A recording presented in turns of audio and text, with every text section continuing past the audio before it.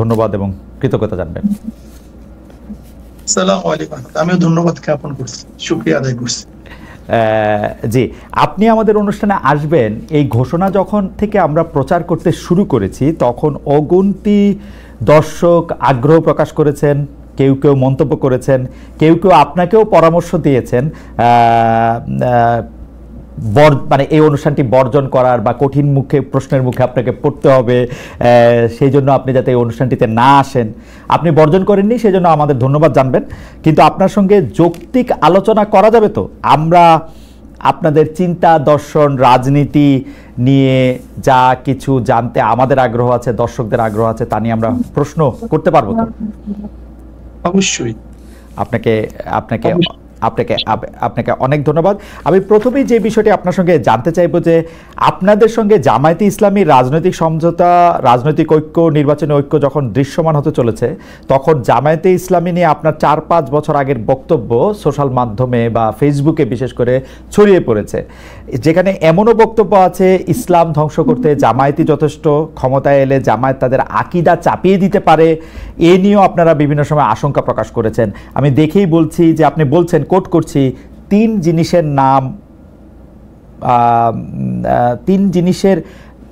জিনিস অর্থাৎ শিবির, বেয়াদব, তিন জিনিসের নাম শিবির, বেয়াদব, বেআমল এবং উচ্ছৃঙ্খল। এই তিন জিনিসের সমন্বয়ে শিবির হয়। এখন সমঝোতার স্বার্থে আপনারা এই ধরনের পুরনো বক্তব্যগুলিকে প্রত্যাহার করে নেবেন? আসলে জামায়াতে ইসলামের সাথে আপনাদের রাজনীতিটা কোন সুতায় গাঁথা হচ্ছে? জনাব মুফতি সৈয়দ ফজলুল করিম। আলহামদুলিল্লাহ, অশেষ ধন্যবাদ, শুকরিয়া জ্ঞাপন করছি।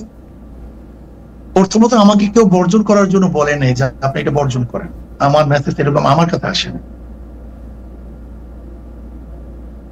তারপরে যে প্রশ্ন করেছেন যে আমাদের বক্তব্য জামাতের ব্যাপারে, সেই ব্যাপারে এখনো আমরা যে অবস্থানে আছি না প্রত্যাখ্যান করছি, রোজাত করছি।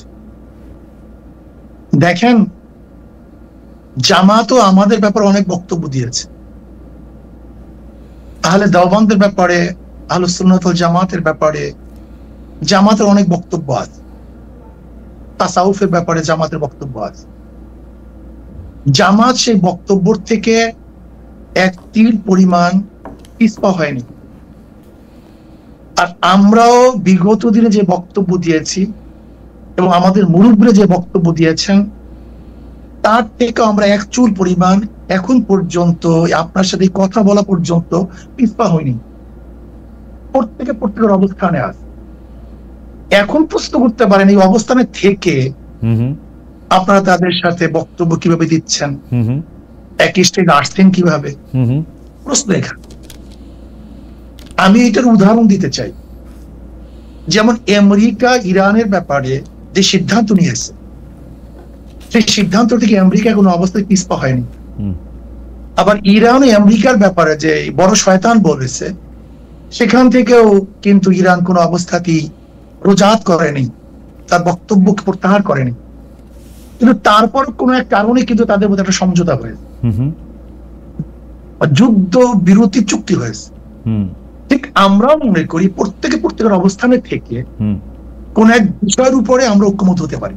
ওকে, ধরে নেন আমরা 28 তারিখে যে সম্মেলন করেছি, সেখানে হিন্দু আসছে, বৌদ্ধ আসছে, খ্রিস্টান আসছে। তার মানে এই নয় যে খ্রিস্টান, বৌদ্ধ, হিন্দুরা তাদের আদর্শ বিসর্জন দিয়ে ইসলাম কবুল করে আমাদের মাঝে আসছে। ব্যাপারটা এরকম না। রাইট।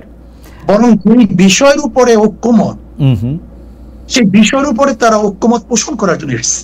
ওকে, ঠিক আমরাও মনে করি জামাত আমাদের ব্যাপারে যে আকীদা বা বিশ্বাস রাখে, যে বক্তব্য তাদের আছে, আমরাও জামাতের ব্যাপারে যে বক্তব্য দিয়েছে এবং যে আকীদা বিশ্বাস রাখি, সে প্রত্যেকের অবস্থানে আছে।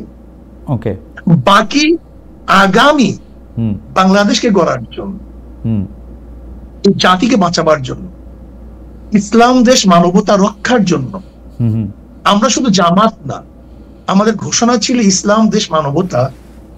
এই মূল তিন ভিত্তিতে যদি বামপন্থীরাও কেউ জোট করে, অ্যালায়েন্স করে, নির্বাচনের সমঝোতা করে, আমরা তাদের সাথে করতে রাজি। ওকে, এটি পরিষ্কার। অর্থাৎ মানে আপনি খুব চমৎকার করে বলেছেন যে অর্থাৎ আমেরিকা এবং ইরান যেরকম মত ভিন্নতা থাকা সত্ত্বেও তাদের মধ্যেকার আলাপ আলোচনা এবং সমঝোতা চলছে, সেমনিভাবে ইসলামী আন্দোলন এবং জামাতে ইসলামী আলোচনায় বসছে বা তাদের পরবর্তী রাজনৈতিক কার্যক্রম এগিয়ে নিচ্ছে, কিন্তু আপনাদের ডিফারেন্সটা ঠিকই আছে, এর থেকে এক চুলো আপনারা সরে আসেন নাই। তারাও মনে নেই, আমরাও ওকে, এখন নিশ্চয়ই দর্শকরা বিবেচনা করবেন। আমরা পরবর্তী প্রসঙ্গে যাই। আমরা যখন অন্য দলের রাজনীতিবিদদের, বিশেষ করে সর্বশেষ আমরা যাদের সাথেই কথা বলেছি, অর্থাৎ এনসিপি বা তাদের সমন্বয়কদের নেতাদের আইন ব্যয় নিয়ে যখন আমরা প্রশ্ন করি, তখন অনেকেই বলেন যে অন্য রাজনৈতিক নেতাদের বা রাজনৈতিক দলগুলিকে আমরা একই প্রশ্ন করি কিনা। তাই আমরা আপনাদেরও এই প্রশ্ন করতে চাই। সবশেষ এই শনিবার আপনারা রাজধানী ঢাকার সোহরাওয়ার্দী উদ্যানে যে বিশাল সমাবেশ করলেন, এ ধরনের আয়োজনের খরচ কিভাবে সংগৃহীত হয়? আপনি বা আপনারা কি নিজেদের ফুল টাইম রাজনীতিবিদ হিসাবে পরিচয় দেন, নাকি আপনারা পেশা হিসাবে কি উল্লেখ করেন? অর্থাৎ আপনাদের আয় রোজগারটা আসলে কিভাবে হয়?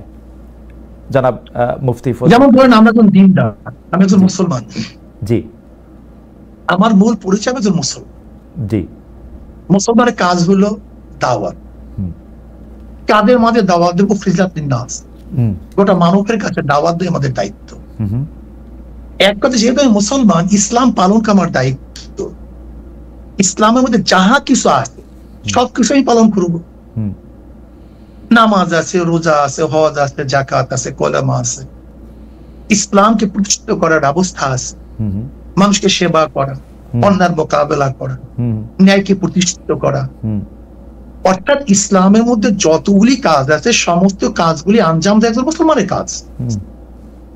সেই হিসাবে আপনি আমাকে মুসলমান বলতে পারেন। মুসলমানদের মধ্যে ব্যবসা আছে, বাণিজ্য আছে। যেমন আমি একজন ব্যবসায়ী, আমার ফাইজান কোম্পানি আছে, আমার নিজে বিক্রি আছে। আমি ব্যবসায় কিছু সময় দিই, আমার সময়কে আমি পাঠ করি, ভাগ করে নিই। আমি আমার পরিবারের জন্য একটা সময় নির্ধারণ করি, আমি ব্যবসার জন্য কিছু সময় নির্ধারণ করি। অধিকাংশ সময় আমাদের দাওয়াতি কাজে ব্যস্ত হয়, দাওয়াতি কাজে থাকি আমরা। সারা বছর আমাদের সারা বছর প্রতিদিন আমাদের সময়সূচি বের হয় যে আজকে কোথায় থাকবো, কালকে কোথায় থাকবো, এমনকি কোন ঘন্টায় কোন সময় থেকে কোন সময় আমরা কোন জায়গায় থাকবো, এটা সবাই আমাদের জানে। মানে কাজেই আপনি আমাকে একজন মুসলমান মনে করতে পারেন, আর মুসলমানের যে দায়িত্বগুলি সেই দায়িত্বগুলি পালন করার একজন ব্যক্তি হিসেবে আমাকে চিহ্নিত করতে পারেন। রাজনৈতিক যে দল আপনি আপনারা প্রতিষ্ঠা করেছেন, সেই দল থেকে, সেই দল কি কারো কাছ থেকে চাঁদা নেয়, বা সেই দলের নেওয়া চাঁদা থেকে কি আপনারা কোনো ভাগ পান, বা আপনি কোনো টাকা নেন সেখান থেকে, বা আপনারা কোনো টাকা নেন? এটা তো মারাত্মক প্রশ্ন। দেখেন, আমরা নেই না। আচ্ছা। যেমন এই বছর এই যে সম্মেলন হয়ে গেছে, আমার 1 লক্ষ টাকা দিতে হয়েছে, আমাদের আমিরও 1 লক্ষ টাকা দিতে হয়েছে। নিজের পয়সায় গেছি, নিজের পয়সা আসছে। কিন্তু সম্মেলনে তো অনেকে বলে থাকেন খরচ হয়েছে 50 লক্ষ টাকার মতো। না, 50 লক্ষ, কয়েক কোটি টাকা খরচ হয়েছে। 50 লক্ষ টাকা হবে। আচ্ছা, তো বাকি টাকা? কয়েক কোটি টাকা খরচ হয়েছে। বাকি টাকা সব নিজেরা, প্রত্যেকে। আপনারাও যেমন 1 লাখ টাকা করে দিয়েছেন, তেমন যারা এসেছেন তারাও টাকা দিয়েছেন, তাই তো? প্রত্যেকে টাকা দিয়ে এসছে, আবার নিজেরটা খেয়েছে, নিজের পয়সা চলে গেছে। আচ্ছা, এই চাঁদা এবং ইয়ানত, জি, তা আচ্ছা আপনি বলেন তো, মসজিদে যখন আমরা নামাজে যাই, জি, আমাদের সামনে কি আসে? একটা বাক্স নিয়ে আসে, রাইট। এই ব্যাপারে আজ পর্যন্ত কাউকে সমালোচনা করে শুনছেন? করেছে কেউ সমালোচনা, মানে হয়তো মানে অন্যভাবে আর কি। জি, গির্জায় টাকা দেয় না, চেরুতিতে টাকা দেয় না, দেয়। জি, এই গোটা দুনিয়ার চ্যারিটি চলে কিভাবে? তাই চলে না। আমাদের প্রশ্ন, কারণ বাংলাদেশে কেউ কিন্তু এই ব্যাপার শোনেন, আপনি যদি আমার থেকে 10 টাকা দেন, আপনি যদি আমাকে 10 টাকা হাদিয়া দেন, এমনি দেন, আর যদি 10 টাকা আপনার থেকে জোর করে নেই, এই 2 টাকার মধ্যে পার্থক্য আছে। অবশ্যই পার্থক্য আছে। না, পার্থক্য নেই এখানে। দাঁড়া হুজুর, আপনি আমার অজ্ঞতা ক্ষমা করবেন। আমি জোর করা দূরে থাক, কারণ কারণ কারণ যা চাই আপনি সব বলবেন, দাদা জোর করা দূরে থাক, আমি এরকম বহু লোককে জানি যারা পীর সাহেব চরমনাইকে টাকা দেওয়ার জন্য কিভাবে টাকা দিবেন, কোন ভাবে আপনাদের একটু দেখা পাবেন তার জন্য তারা এক ধরনের মানে অনেক মানে আমি কি বলবো, পাগল শব্দটা আমি বলতে চাই না, অনেক অস্থিরতার মধ্যে তারা থাকেন। সুতরাং আপনারা জোর করে নেবেন সেটা আমি বলি নাই। আমি শুধু জানতে চেয়েছি যে এই ভক্তরা বা যারা আপনাদের অনুসারী তারা যে টাকা দেয় সেইখান থেকে আপনারা কোনো টাকা নেন কিনা, সে পার্টির প্রধান হিসাবে একটা ব্যক্তিগত দল, জি যদি কেউ ব্যক্তিগত হাদিয়া দেয় সেটা আমরা গ্রহণ করি। আচ্ছা, কিন্তু মাদ্রাসা মসজিদ সংগঠনের জন্য যে চাঁদা তোলা হয় সেই টাকার মধ্যে আমাদের মধ্যে আসমান জমিন ফরক, বিশাল ওয়াল। ওকে, মানে যে টাকাটা যে টাকাটা আপনাদের নামে দেওয়া হয় সেইটা আপনারা নেন, যে টাকাটা মসজিদ নামে কোনো আমাদের বাক্স নেই। আচ্ছা, যে আমাদেরকে হাদিয়া দেয়, আচ্ছা মোহাব্বত করে দেয়, আচ্ছা যেমন সন্তান বাবাকে দেয়, ছাত্র উস্তাদকে দেয়, যেটিকে আমরা প্রেজেন্টেশন বলি, তোহফা বলি, হাদিয়া বলি, এই শব্দগুলি ভিন্ন। অনেকে বলেন যে না, আমি এটা পরিষ্কার হচ্ছে, অনেকে বলেন যে আপনাদেরকে যে হাদিয়া দেওয়া হয় সেটার কোনো গুণাগুনতি নাই, সেটাকে একটা বিপুল পরিমাণ টাকা, মানে লাইক আপনারা কি টাকাটা কখনো ডিক্লেয়ার করেন, এই টাকাটা কি ট্যাক্সেবল, মানে আপনারা ঘোষণা করেন কখন আপনাদের আয় হিসাবে? না, আমাদের আয় হিসাবে তো আমাদের ঘোষণা করার কিছু নাই। আচ্ছা, আমাদের আয় ঘোষণা করার তো ব্যাপার না। ওকে, যদি এইটা ঘোষণা করার প্রয়োজন থাকতো তাহলে আমরা ঘোষণা করতাম। আচ্ছা, আমাদের যেরকম আয় আছে সেরকম ব্যয় আছে, ওকে ওকে, আমাদের খরচও সেইভাবে আছে। ওকে, এখন আমার প্রশ্ন হলো যে আপনাকে যদি কেউ হাদিয়া দেয় সেটাকে সরকারকে জানাতে হবে কিনা, ধরে নেন অল অফ বা আপনাকে জানাতে হবে কিনা। ওকে, আমি এই ব্যাপারে পরিষ্কার। আমরা এখানে আরেকটা কথা বলি, এই যে চরমনাই মাহফিল হয়, জি, এই চরমনাই মাহফিলের সমস্ত খরচ মাহফিলের মাদ্রাসার সমস্ত আয় মাদ্রাসার, এখান থেকে আচ্ছা সব মাদ্রাসা, ওকে, এখান থেকে আমার আমাদের এক পয়সা কানা করি আমরা নেইও না, বরং কোনো সন্দেহ যদি হয় সেটা মাদ্রাসা আমরা দান করি। আচ্ছা, পরের প্রসঙ্গে আসি। 5 আগস্টে পট পরিবর্তনের পরে অনেকেই পরিবারতন্ত্রের বিরুদ্ধে সোচ্চার, কারণ তারা মনে করছেন ফেসিবাদ কায়েমের পেছনে পরিবারতন্ত্রের ভূমিকা রয়েছে। একটি দলে একই ব্যক্তি যাতে দীর্ঘদিন নেতৃত্বে না থাকেন, যিনি প্রধানমন্ত্রী হবেন তিনি যাতে আবার দলীয় প্রধান না হন, সেই বিষয়টি নিয়ে কথা বলছে এনসিপি, এমনকি জামায়াতও। বিএনপিও একরকম স্বীকার করে নিয়েছে 10 বছরের বেশি কেউ প্রধানমন্ত্রী হবে না। আমি যদি আপনাদের দলের কথা বলি, সেইটার ক্ষেত্রে পরিবারতন্ত্র বা দলের ভিতরে 1-2 জনের সর্বময় ক্ষমতা, এই বিষয়ে আপনার মতামত কি, মানে এইটা আপনি আসলে কিভাবে দেখেন? আমি এইভাবেই দেখবো, আমি পরিবারতন্ত্র বলতে আমি কিছু বুঝি না, ব্যক্তিতন্ত্র বলে আমি কিছু বুঝি না। আমি মনে করি 10 বছর বা 5 বছর এটা কোনো সাবজেক্ট না।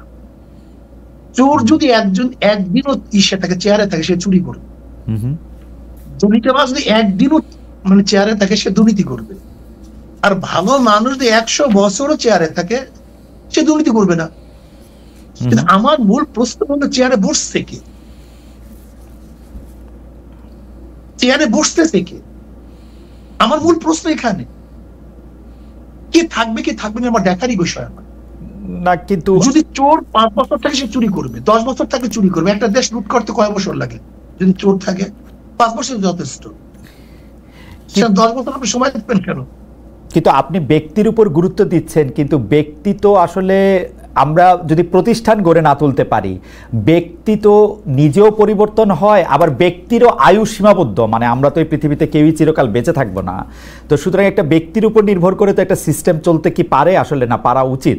আবার আমরা এটাও শুনছি মানুষ যখন অনেক সিস্টেম চলে না, আদর্শের উপর চলবে। কিসের উপর? নীতির উপরে, নীতির কাঠামোর উপরে। আচ্ছা, নীতিমালার। যেমন ইসলাম আপনাকে বাইন্ডিংস দিছে, তুমি কতটুকু করতে পারবে কতটুকু করতে পারবে না। ইসলাম কি বলছে? মশওয়ারা ভিত্তিক কাজ করতে হবে, পরামর্শ ভিত্তিতে কাজ করতে হবে।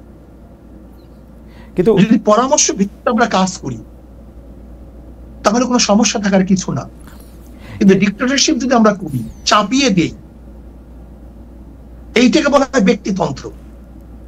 ইসলাম তন্ত্র হলো সবাইকে নিয়ে কাজ করা, সবাই মশওয়ারা ভিত্তিতে কাজ করা। কিন্তু শায়ক, আপনি যখন ইসলামের কথা বলেন তখন আমরা যারা সাধারণ মানুষ আছি তারা কোথায় একটু চমকায় যায়। কারণ হচ্ছে যে অনেকে আবার আপনার কথাকেও ইসলাম মানতে রাজি না। আমি উদাহরণ দিচ্ছি না, নাম নিচ্ছি না, সেই জন্য আপনি নিশ্চয়ই জানেন।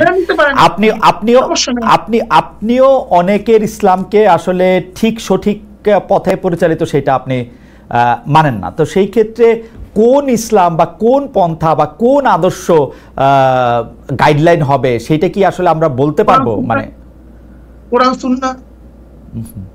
আচ্ছা, কিন্তু কোরআন সুন্নাহ তো আমাদের মূল সমস্যা। আমি একটু কথা বলি, মিনিট। দেখেন, ইসলামের মানদণ্ড শরিয়াত। এজন্য শরিয়াতের কথা শুনলে আমরা ভয় পাই। শরিয়াত, আপনারা অনেকেই বলেন, আমি দেখছি টকশোর মধ্যে শরিয়া আইন বাস্তব। আপনারা একদিন প্রশ্ন করছেন কাকে যেন, আমি শুনছি, দেখছি যে আপনি শরিয়া আইন বাস্তবায়ন করবেন কিনা।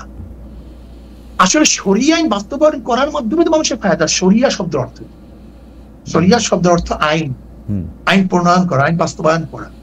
শরিয়া শব্দের অর্থ রাস্তা। ওকে, তার মানে হলো একজন মানুষকে সুপথে চলার জন্য, তাকে বাঁচাবার জন্য যে পদ্ধতি, পন্থা, প্রক্রিয়া গ্রহণ করা হয় সেইটা তো শরিয়া। শরিয়ার ভিত্তি কি হবে? ভিত্তি হবে কোরআন, সুন্নাহ, ইজমা, কিয়াস। এই চারটি হলো মূল ভিত্তি। এই চার ভিত্তির উপরে যদি আপনি চলতে পারেন তাহলে কোন জায়গায় সংঘাত নাই, সমস্যা নাই। না কিন্তু হুজুর, কিন্তু শায়েক প্রবলেমটা কোথায় আমি আপনাকে বলি। প্রবলেমটা হচ্ছে আপনি যে কথা বলতেছেন সেই কথার সূত্র ধরে, সেই কোরআন সুন্নাহ এবং সেই শরিয়ার কথা ধরে, ধরেন ইজমা কিয়াসের সূত্র ধরে আমাকে জামাতে ইসলামীর একজন আলেম, জামাতে ইসলামীর আকীদা বিশ্বাস করেন বা জামাতে ইসলামের রাজনীতি বিশ্বাস করেন এরকম আলেম বলছেন যে তিনি বা তারা যে ফতোয়াটা দিতেছেন, তারা যে পথটা দেখাচ্ছেন সেটাই পথ। এবং যেই পথ দেখে আমি বলতেছি যে যেই পথ দেখে আপনি বলতেছেন যদি জামায়াত ক্ষমতায় যায় প্রথম কওমি মাদ্রাসা বন্ধ করবে, এটা তাদের ফার্স্ট টার্গেট। এই জামাত যেখানে সেখানে লাগবে, যেখানে ইসলাম ধ্বংস হয়ে যাবে। আমি পাশাপাশি আরো বলতে পারি, আমি রাজনৈতিক দল ধরে বললাম, আপনি জানেন মাওলানা আব্দুর রাজ্জাক আরেক ধরনের কথা। তখন আমরা কোথায় যাব আর কি, সেটা যদি বলতেন। বলতে পারেন, কোনো সমস্যা নেই। কিন্তু শায়েক, আমরা যদি এই জায়গার মধ্যে থাকি তাহলে আমরা আসলে একটু আরেকটু বিভেদের মধ্যে পড়বো কিনা। শুনতে পাচ্ছেন? জি, আমি এখন শুনতে পাচ্ছি। জি বলেন। না, যে দেখেন, আমরা যখন মতনৈক্য করি, যেমন ধরে নেন আপনার সাথে আমরা জমি নিয়ে দ্বন্দ্ব হতেই পারে, কিন্তু তখন দরকার কি? দলিলের। ঠিক আপনার সাথে আমার একটা কোনো একটা মতনৈক্য হতেই পারে, ইসলাম নিয়ে। আমি বলে আমি সঠিক, আপনি বলে আপনি সঠিক, এটা আমি আশ্চর্য হওয়ার কিছু নেই। কিন্তু তখন আসবে দলিলের। যার দলিল শক্তিশালী তার কথা সঠিক, আর যার দলিল দুর্বল তার কথা দুর্বল। কাজে এখন সেই বহসে আমি যাবো না। রাইট, এখন সেই বহসের জায়গা না। রাইট, আমি মূল ভিত্তি বললাম। রাইট, মূল ভিত্তি দলিল। ওকে ওকে ওকে ওকে ওকে কিন্তু আমরা একদিন আপনার কাছে আলাদা করে শুনবো, আজকে সেটার জায়গা না। মানে দলিলও যে সাবজেক্ট টু ইন্টারপ্রিটেশন, ওইটার আমরা কি করব? ধরেন আপনার ইন্টারপ্রিটেশন আর আরেকজনের ইন্টারপ্রিটেশন একই দলিলের যে আলাদা হইতেছে, সেইটারও আমরা আসলে কি করব? কারণ হচ্ছে যে এর জন্য যে যেটা মানবে, যে যেটা মানবে, যে যেটা মানবে। ওকে, কেউ যদি এফ এ মানে আর আর এস মানে, হ্যাঁ সিএস মানে, তখন আমরা বলবো এখন বিএস হয়েছে, তুমি বিএস মানো। ওকে, ঠিক আছে। সিএসআরএস এবং বিএস দিয়ে সুন্দর উদাহরণ দিয়েছেন। আমরা একটু পরবর্তী প্রসঙ্গে আসি। এনসিপি নেতা জনাব হাসনাত আব্দুল্লাহর আহ্বানে সাড়া দিয়ে আপনারা আওয়ামী লীগ নিষিদ্ধের আমলে মানে আন্দোলনে যমুনা ও শাহবাগে গিয়েছিলেন। সেখানে হাত পাকা হাতে অনেককে আমরা দেখেছি। সরকার আওয়ামী লীগের কার্যক্রম নিষিদ্ধও করেছে, কিন্তু এরপর থেকে সোশ্যাল মিডিয়ায় অনেকে আলোচনা করছেন, আমাদের ঘোষণায় অনেকে মন্তব্য করেছেন, ইসলামী আন্দোলন বাংলাদেশ গত 15 বছরের সুবিধাভোগী, অর্থাৎ আপনারা গত 15 বছরে সুবিধা নিয়েছেন। বিএনপি জামাত বর্জন করেছে এমন কিছু স্থানীয় নির্বাচনে আপনারা অংশ নিয়েছেন। আপনাদের অনুষ্ঠানে সাবেক তথ্যমন্ত্রী, যাকে আসলে নানা মানে পররাষ্ট্রমন্ত্রীও বটে, যাকে নানা অভিধায় অভিহিত করা হয়, সেই ডক্টর হাসান মাহমুদের মতো প্রভাবশালী বিতর্কিত আওয়ামী লীগ নেতার পুরনো ভিডিও এখনও আমরা দেখতে পাচ্ছি, যেখানে তারা আপনাদের সঙ্গে বসে আছেন। কেউ কেউ এমন মন্তব্য করছেন, যখন যারা ক্ষমতায় থাকে আপনারা তাদের সঙ্গে তাল মিলিয়ে চলেন। একটু আপনার মন্তব্য শুনবো। এইটা ভুল বলছেন, যখন যারা ক্ষমতায় থাকে ইসলামী আন্দোলন তাদের সমস্ত সমস্যাগুলি, দুর্নীতিগুলি তুলে ধরে, এটা বলতে পারেন। আচ্ছা, আপনি কি দেখেছেন সেখানে শুধু হাসান মাহমুদকে, সেখানে কি বুলু সাহেবকে দেখেন নাই? দেখছি, আমার পাশে দেখছি। তা সেটা বললেন না কেন? না, বুলু সাহেবকেও দেখছি, হাসান আমার স্বরাষ্ট্রমন্ত্রীর সাথে, স্বরাষ্ট্রের সাথে। জি, আপনি বলেন, আপনি শেষ করেন, তারপর আমি বলবো। আমি শেষ করি। আপনার হাসান মাহমুদ সাহেবের সাথে আমার বক্তৃতা, মানে আমাদেরকে বসতে দেখছেন, কিন্তু তারপরে আমি যখন বক্তব্য দিয়েছি, তখন এই বক্তব্য দিয়েছিলাম সেটা তো তুলে ধরলেন না। ওই একই স্টেজ আপনি দেখুন সেই বক্তব্য, যে আপনারা বিএনপি বলছেন আমরা এইটা করছি, আওয়ামী লীগ বলছেন আমরা এইটা করছি, কিন্তু কে কত দুর্নীতি করছেন সেটা তো বললেন না। ওই স্টেজে বক্তৃতা দিয়েছি, আপনি শোনেন সেই বক্তৃতা, সেই বক্তৃতা আমি বললাম সবাই আপনার বলতে এইটা। কিন্তু শায়ক, ওই বক্তব্য অনেক বেশি সুগার কোটেড, নাম্বার 1। নাম্বার 2 হচ্ছে আপনি বঙ্গবন্ধুকে নিয়ে, শেখ হাসিনাকে নিয়ে, শেখ হাসিনা যখন প্রধানমন্ত্রী ছিলেন সেই সময় যে বক্তৃতা করেছেন, এখন কি সেটা রিপিট করতে পারবেন, বা রিপিট আপনি করতেছেন? শেখ হাসিনাকে নিয়ে আমি কোন তারিফ বলে কোন বক্তৃতা করি? শেখ হাসিনাকে নিয়ে কোনদিন প্রশংসামূলক? আমি বঙ্গবন্ধুকে নিয়ে, শেখ সাহেবকে নিয়ে কেন বক্তৃতা করেছি? এটা কি এখন করবেন কিনা আবার? 100 বার। শোনেন কেন করব সেটা আমি বলি। আমি বললাম না আমি কোন জিনিস রোজাত করি নাই, তো কোন জিনিস রোজাত করিনি। ওকে।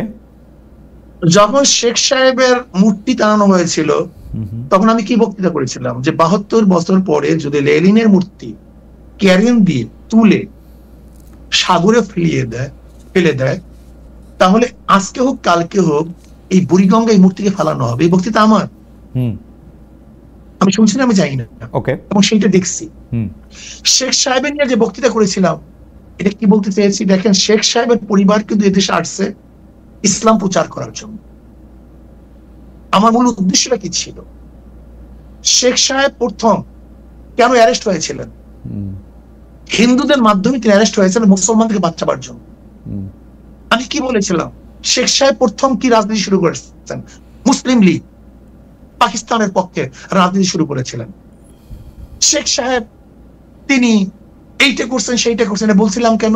নাস্তিকরা শেখ সাহেবকে ধর্মনিরপেক্ষবাদ, নাস্তিক পন্থী বানাবার চেষ্টা করছিল। আমি আওয়ামী লীগকে তখন স্মরণ করে দিতে চাই, মূল ভুলবেন না, এদের পরিবার ছিল ইসলামের দাওয়াতে, কিন্তু সেখান থেকে ভেঙে যদি তারা নাস্তিকতাবাদ, ধর্মনিরপেক্ষবাদ চাপিয়ে দেয়, তার মানে নিজের সাথে সে আত্মঘাতী করছে। ওই সময় শেখ হাসিনাকেও আপনি তারিফ করেছিলেন ওই একই বক্তব্যে, আপনি একই লাইনে বলেছিলেন যে শেখ হাসিনাও সেই বাবারই উত্তরাধিকার। আমার যদ্দূর মনে পড়ে, আমি একটু আগে শুনেছি, এবং তিনিও একই রকম ভালো মুসলমান, তিনি ভালো কাজ করছেন। এইটা বলিনি, আমি বলছি সেই পরিবারে, ওকে, আমি তার পরিবারকে ইঙ্গিত করে তাকে সজাগ করতে চেয়েছি যে আপনার বাবা দাদা এদিকে মুসলমান, তারা পীর ছিলেন, তারা দাওয়াত দিয়ে এসছেন, আপনি ইসলামের খেলাফ, ইসলামের বিরোধী কোনো কাজ করতে পারেন না।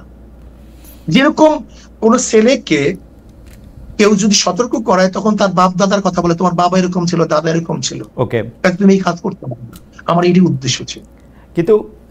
কিন্তু শায়ক, আপনি correct me if I am রং, আপনি কি ওই সময় সাবেক প্রধানমন্ত্রী সরকারের, শেখ হাসিনার বা শেখ হাসিনা সরকারের এই 3টা খারাপ নির্বাচন, সীমাহীন দুর্নীতি, এগুলি নিয়ে আসলে কোনো এরকম একটা অবস্থান নিয়েছিলেন যেটা আপনার শক্তি দিয়ে আপনি আসলে নিতে পারতেন? আজকে আপনারা যে অবস্থা দেখছেন, বক্তব্য নাই, এমন কোন বক্তব্য নাই যে বক্তব্যে শেখ হাসিনার এবং তার 14 গোষ্ঠী এই মন্ত্রী পরিষদের, আওয়ামী লীগের দুর্নীতি তুলে ধরি নাই, এমন কোন বক্তব্য আমার ছিল। আমার একটা রিডিং হইলো আপনারা সেই সময় প্রধান শত্রু হিসাবে গণ্য করতেন হচ্ছেন জামায়াতে ইসলামীকে, তারপরে আওয়ামী লীগের মন্ত্রীদের কিছু দুর্নীতির কথা আপনি বলতেন, কিন্তু বাংলাদেশের যে মানুষের উন্নয়ন, বাংলাদেশের মানুষের সুবিধা, সেগুলির কথাও বলতেন। তার ফলে সরকার, মানে সেই সময়কার সরকার একরকম খুশিই হতো পীর সাহেব চরমনায়ের উপর বা শায়েকে চরমনায়ের উপর, যে তারা আসলে আমাদের পক্ষেই থাকছেন। মানে আমার রিডিং আর কি ওই সময়কার ব্যাপারে। না, সেই রিডিংটা কেন আপনার মধ্যে অনুভূতি কেন হয়েছিল?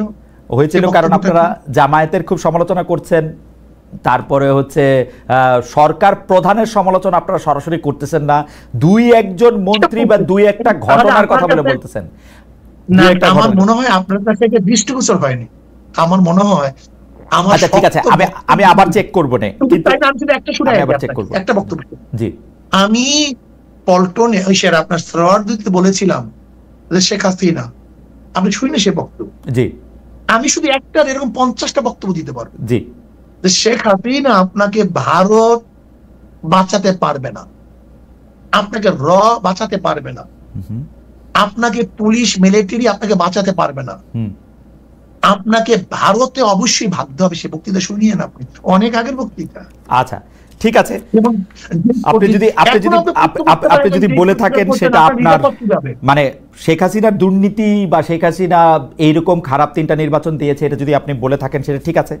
আমার দর্শকরাও নিশ্চয়ই শুনেছেন, শুনবেন, আমিও শুনেছি সরকারের প্রতি আপনার সমালোচনা ছিল, কিন্তু সেইটা ছিল হচ্ছে 2 বা 3 নম্বরে, 2 বা 3 নম্বরে সরকারের প্রধানের প্রতি আপনি মাননীয় সাহেব সরকার প্রধানের প্রতি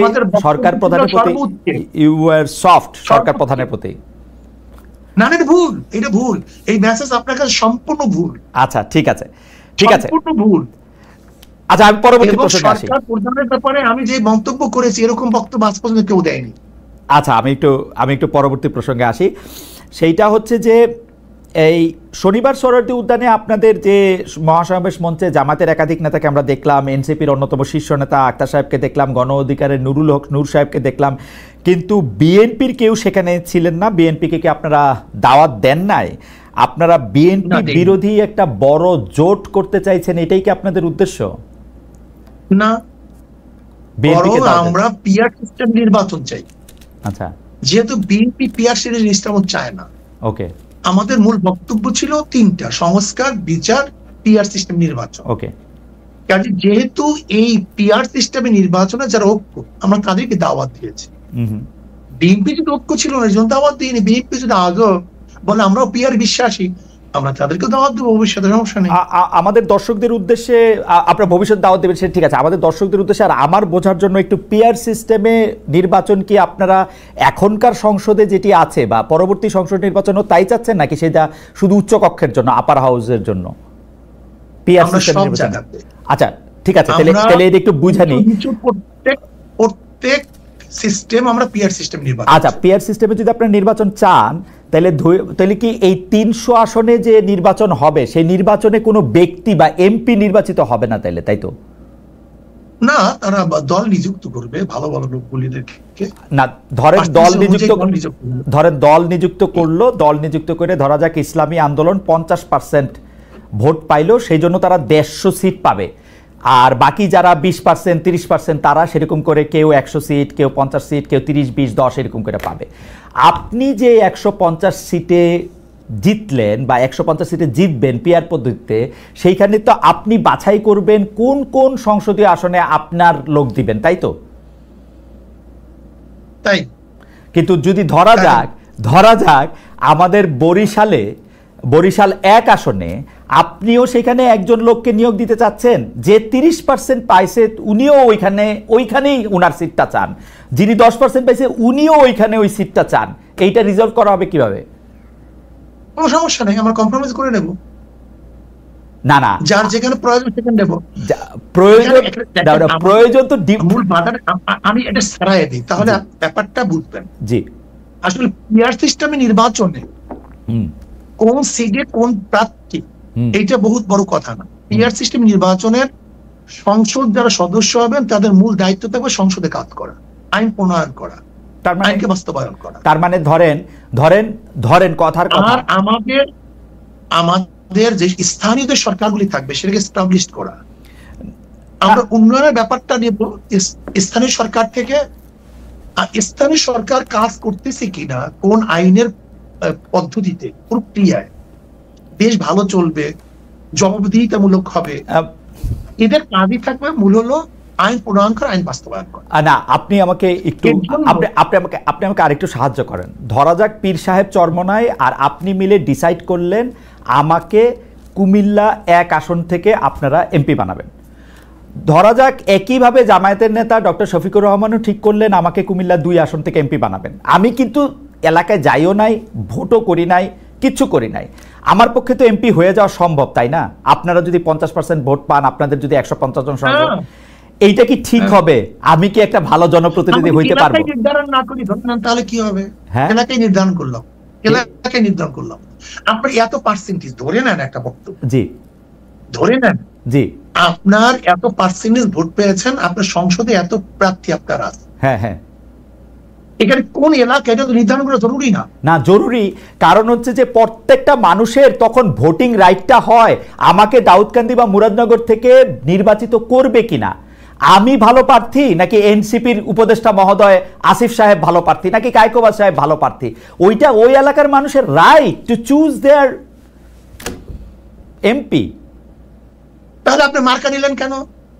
মার্কা নিছি তো হচ্ছে আমার আদর্শটাকে কম কথায় বলার জন্য, যাতে ব্যালটে আমার আদর্শটা থাকে, মানুষ জানবে আমি ইসলামী আন্দোলনের লোক, ইসলামী আন্দোলনের আদর্শটা মানুষ জানবে থ্রু আপনার মাধ্যমে। আপনি তো সব জায়গায় যাইতে পারবেন না, আমি আপনার বায়াতটা দিয়ে মানুষকে বলবো যে আমি হাত পাখার লোক, হাত পাখা হচ্ছে এটার আদর্শ, এই জন্য আমি মার্কা নিছি। কথা বলি একটু বলি, জি জি জি, ধরে নেন আপনার আসলে তো মূল মার্কা, যেই ব্যক্তি নির্বাচনে অংশগ্রহণ করছে সেটা মার্কা নির্বাচন না করে তাহলে সেই ব্যক্তি কি কোনো নির্বাচিত হতে পারবে? ধরে না কেউ হতে পারবে, অধিকাংশ পারবে না, অনেকে পারে। মূল তো মানুষের ভোট দিতে আসেন আদর্শকে, রাইট, আদর্শকে। যদি আদর্শকে ভোট দেয় আদর্শ ক্ষমতায় যাবে না, ক্ষমতায় যাবে সংসদে না। আমি একটু অল্প একটু বলি, আমি বছর 30 ধরে এই মাঠ পর্যায়ে সাংবাদিকতাটা দেখি, তো অনেক সময় কি হয় সাহেব জানেন, ধরেন আপনার আদর্শ দিয়া আপনি আমাকে হাত পাখা দিলেন, মানুষ আমাকে আগ্রহ করে নিল, কিন্তু আপনি আমাকে না দিয়ে আমার বন্ধুকে দিলেন, মানুষ হাত পাখার আদর্শে থাকলেও তাকে নিতে রাজি না, তাকে কিন্তু ফেল করায় দেয়। এখানে আদর্শ ইম্পর্টেন্ট, ব্যক্তিও ইম্পর্টেন্ট সায়ক। আপনি শুধু আদর্শ দিয়ে পাঠাইলে কাউকে আপনি নির্বাচিত করে আনতে পারবেন না, এখানে দুইটাই গুরুত্বপূর্ণ। অবশ্যই অবশ্যই, কিন্তু আমি মনে করি ধরে নেন আমরা 10 জনের নির্বাচন অংশগ্রহণ করলাম 10 পার্টির থেকে, একজনে ভোট পাইছে 10,100 আর 90,000 মানুষ তার বিরুদ্ধে, তার 90,000 মানুষ কি তার প্রতিনিধিকে মানে সিলেকশন করতে পারছে? না, গণতন্ত্রের মজাটা তো এইটা, গণতন্ত্রের মজাটাই তো হচ্ছে বেশিরভাগ মানুষ যাকে পছন্দ করে সেই হচ্ছে নির্বাচিত করবে, মানে শাসন ক্ষমতায় দায়িত্ব পাবে, সেটাই তো। এখানে আপনার 10,000 মানুষ, আপনার 90,000 মানুষ তো আপনার বিরুদ্ধে, তাই মেজরিটি হলো কিভাবে? না না, মেজরিটি হওয়ার দরকার নাই তো, বেশিরভাগ সবচেয়ে বেশি মানুষ যেটা করবে 10,000 মানুষ। আমরা গণতন্ত্রে সেইটা বাধ্য করতে, গণতন্ত্রের অনেকগুলো পার্ট আছে, আপনি নিশ্চয়ই জানেন, গণতন্ত্রের পদ্ধতি কিন্তু একটা না, গোটা দুনিয়ার মধ্যে গণতন্ত্র ভিত্তিক নির্বাচন পদ্ধতি একটা না। না, আমি জানি একটা না, প্রচুর। আমাদের দেশে একসময় মৌলিক গণতন্ত্র ছিল, আমাদের প্রেসিডেন্ট নির্বাচন করে এখন পদ্ধতি ভিন্ন। আমার কাছে কি সায়ক, আমার কাছে কি মনে হয় জানেন, আপনি আমাকে কারেক্ট করেন ইফ আই এম রং, আমার কাছে মনে হয় যে আপনারা তড়িঘড়ি করে এই পিআর সিস্টেমের কথা বলতেছেন, পিআর সিস্টেমটার ভালো মন্দ বিবেচনা না করে, সম্ভাব্যতা বিচার না করে আপনারা পিআর সিস্টেমটা করার সময় এইটাও ভুলে গেছেন যে একটা 300টা আসনে আপনার 300টা ব্যক্তি গুরুত্বপূর্ণ। আপনি মনে করতেছেন শুধু মার্কাটা পাস করে আসলেই হবে, এরপর আপনি টেবিলে বসে 10টা লোককে আপনার ইচ্ছা মতো নিয়োগ দিবেন। This is not fair. আমাকে কথা বলতে দেন। জি বলেন বলেন। দেখেন, যদি আমি বর্তমান প্রচলিত নির্বাচনের কথা বলি, সেখানেও কিন্তু মেরিট ডিমেরিট আছে। আপনার পিআর সিস্টেমে নির্বাচনে মেরিট ডিমেরিট অবশ্যই আছে, কিন্তু আমরা দেখব মেরিট ডিমেরিটের মধ্যে কোনটার গ্রহণযোগ্যতা বেশি, কোনটার গ্রহণযোগ্যতা কম। আমার একটা ছোট্ট আবেদন, আমি জানি যে হুজুর আপনি অনেক লজিক্যাল লোক, আপনার সাথে আমি মানে তর্ক করার মানে ধৃষ্টতা ক্ষমা করবেন, কিন্তু আপনি দেখেন যে এটার মধ্যে অনেকগুলি প্র্যাকটিক্যাল প্রবলেম আছে, সেজন্য আমি বলছি আমার কিচ্ছু আসে যায় না, আমি খুব ভালো করে জানি আপনি আমাকে এমপি নমিনেশন দিবেন না, সো আমার কোনো স্বার্থ নাই।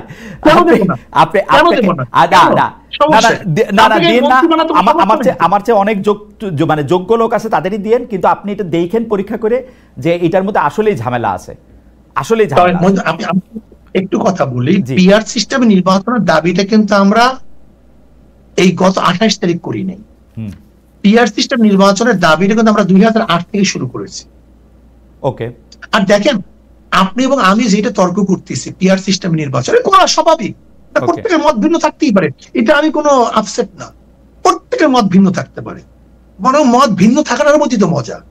কিন্তু আমি একটা কথা মনে করি, 170টা দেশের মধ্যে 91টা দেশে পিআর সিস্টেম নির্বাচন। দেখেন আমাদের দেশে প্রেক্ষাপট, এখানে নমিনেশন মানে এখানে চোর ডাকাত বদমাশরা সে নির্বাচিত হয়, এখানে আমরা নির্বাচনে ইনভেস্ট করি না। হুজুর আমি আপনার সাথে একদম একমত, কিন্তু আপনি একটু পরীক্ষা করে দেখবেন এই 170টা দেশের মধ্যে যে 91টা দেশে পিআর সিস্টেমে ইলেকশন হয়, সে তারা পিআর সিস্টেমে ইলেক্টেড বডিটা পার্লামেন্টারি প্রসেসের কিনা তা হয়তো না। প্রেসিডেন্টের ক্ষেত্রে যেমন আমি জার্মানির কথা বলি, জার্মানির পিআর সিস্টেম কিন্তু পিআর সিস্টেম হলো এটা অসম্ভব জটিল, আমি একদিন আপনার সাথে এটা নিয়ে আলোচনা করব না। এটা পিআর সিস্টেম আসলে কিরকম, ফ্রান্সের পিআর সিস্টেমটা কিরকম সেইটা আলাদা একটা জটিল, এটা লাগাতার এরকম বললেই হবে না যে এটা পিআর সিস্টেম। হাওয়েভার আমাদের অনেকগুলি প্রসঙ্গ রয়েছে হুজুর, আপনি আমার শুধু আবেদন, খালিদ ভাই আমি তো এর জন্যই বলেছি যে ডেমোক্রেসির পদ্ধতিটা কিন্তু গোটা দুনিয়ার মধ্যে এক, আমি সেইটাই বলেছি। অ্যাবসলিউটলি আমার শুধু আবেদন আপনি নিজে, আমার আবেদন আপনার কাছে, কারণ আপনাকে তো সবসময় পাবো না, আপনি নিজে যে পিআর সিস্টেমটার কথা আপনি বলছেন সেটা একটু পরীক্ষা করে দেখেন। আমার আর কোনো আবেদন নাই, এটা জাস্ট আমার একটা আবেদন। পরীক্ষা আমি ভালো মনে করছি দেখে তো বক্তৃতা করেছি। আচ্ছা, পরীক্ষা আপনি অলরেডি করে ফেলছেন? আচ্ছা ঠিক আছে, থ্যাংক ইউ।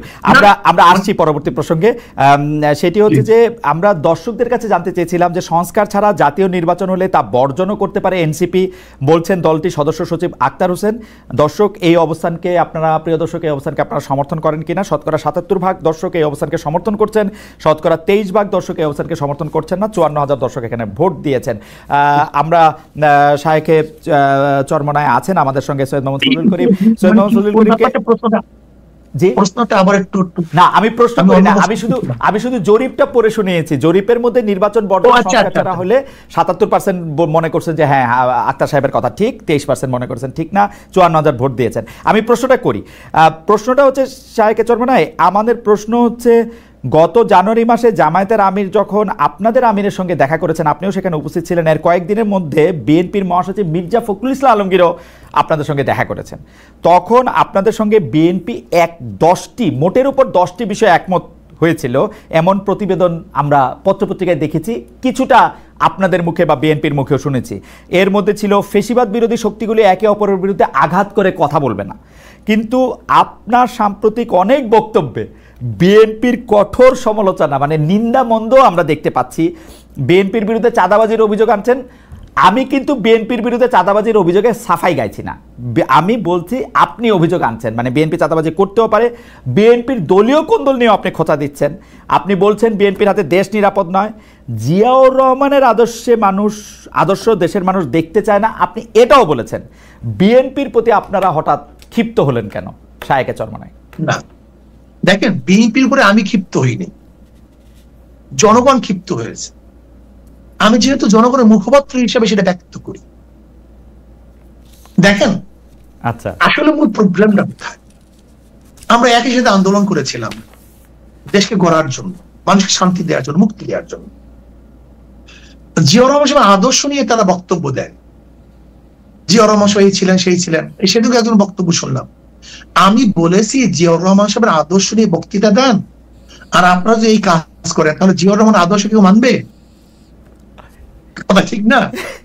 আমরা খুনের বিরুদ্ধে আন্দোলন করেছি, আপনারা নিজেরা যদি খুন করেন তাহলে আপনাদের বক্তব্য কেউ শুনবে? আপনারা চাঁদার বিরুদ্ধে আন্দোলন করেছে, এখন আপনারা যদি চাঁদা তুলেন তাহলে আপনাদের কেউ ক্ষমতায় নিবে? দেখেন আমাদের মূল কাজটা কি, রাজনীতি কেন করি খালিদ ভাই? রাজনীতি করে মানুষকে শান্তি দেওয়ার জন্য, মুক্তি দেওয়ার জন্য, মানুষ অধিকারকে প্রতিষ্ঠিত করার জন্য। কে কিসের জন্য করে জানি না, আমি তো এর জন্য। আমি চাই মানুষ জুলুম, নির্যাতন, অপহরণ, ধর্ষণ, সে আয়নাগরে বাংলাদেশে আর দ্বিতীয়বার তৈরি না হোক, নির্বাচনে মানুষ হত্যা না হোক।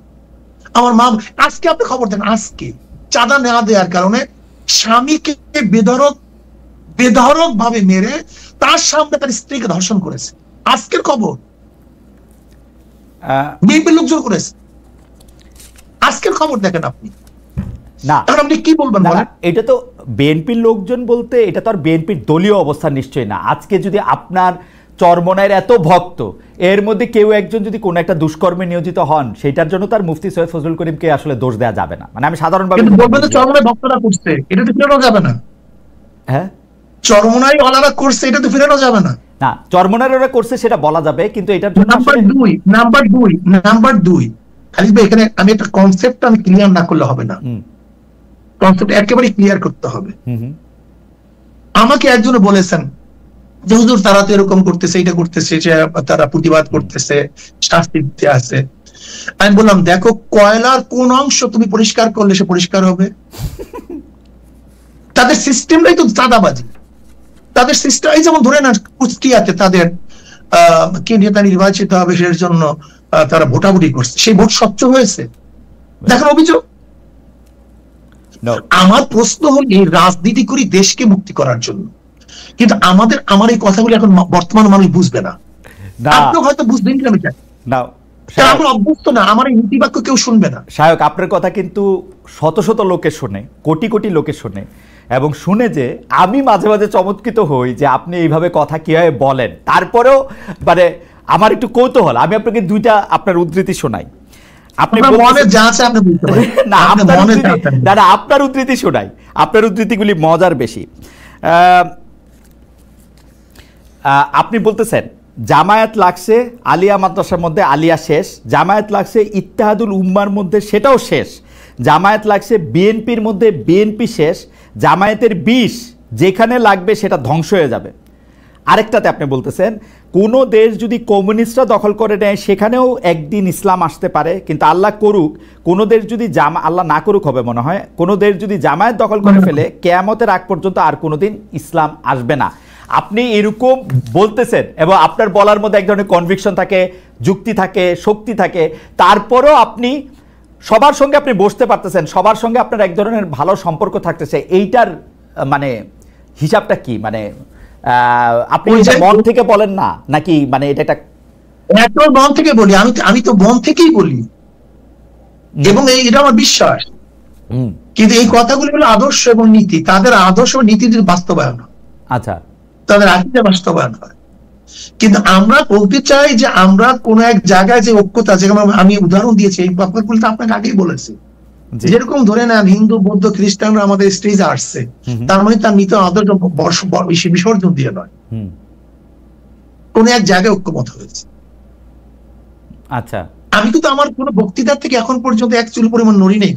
আচ্ছা, আমি তো এই কথা আগেই বলেছি।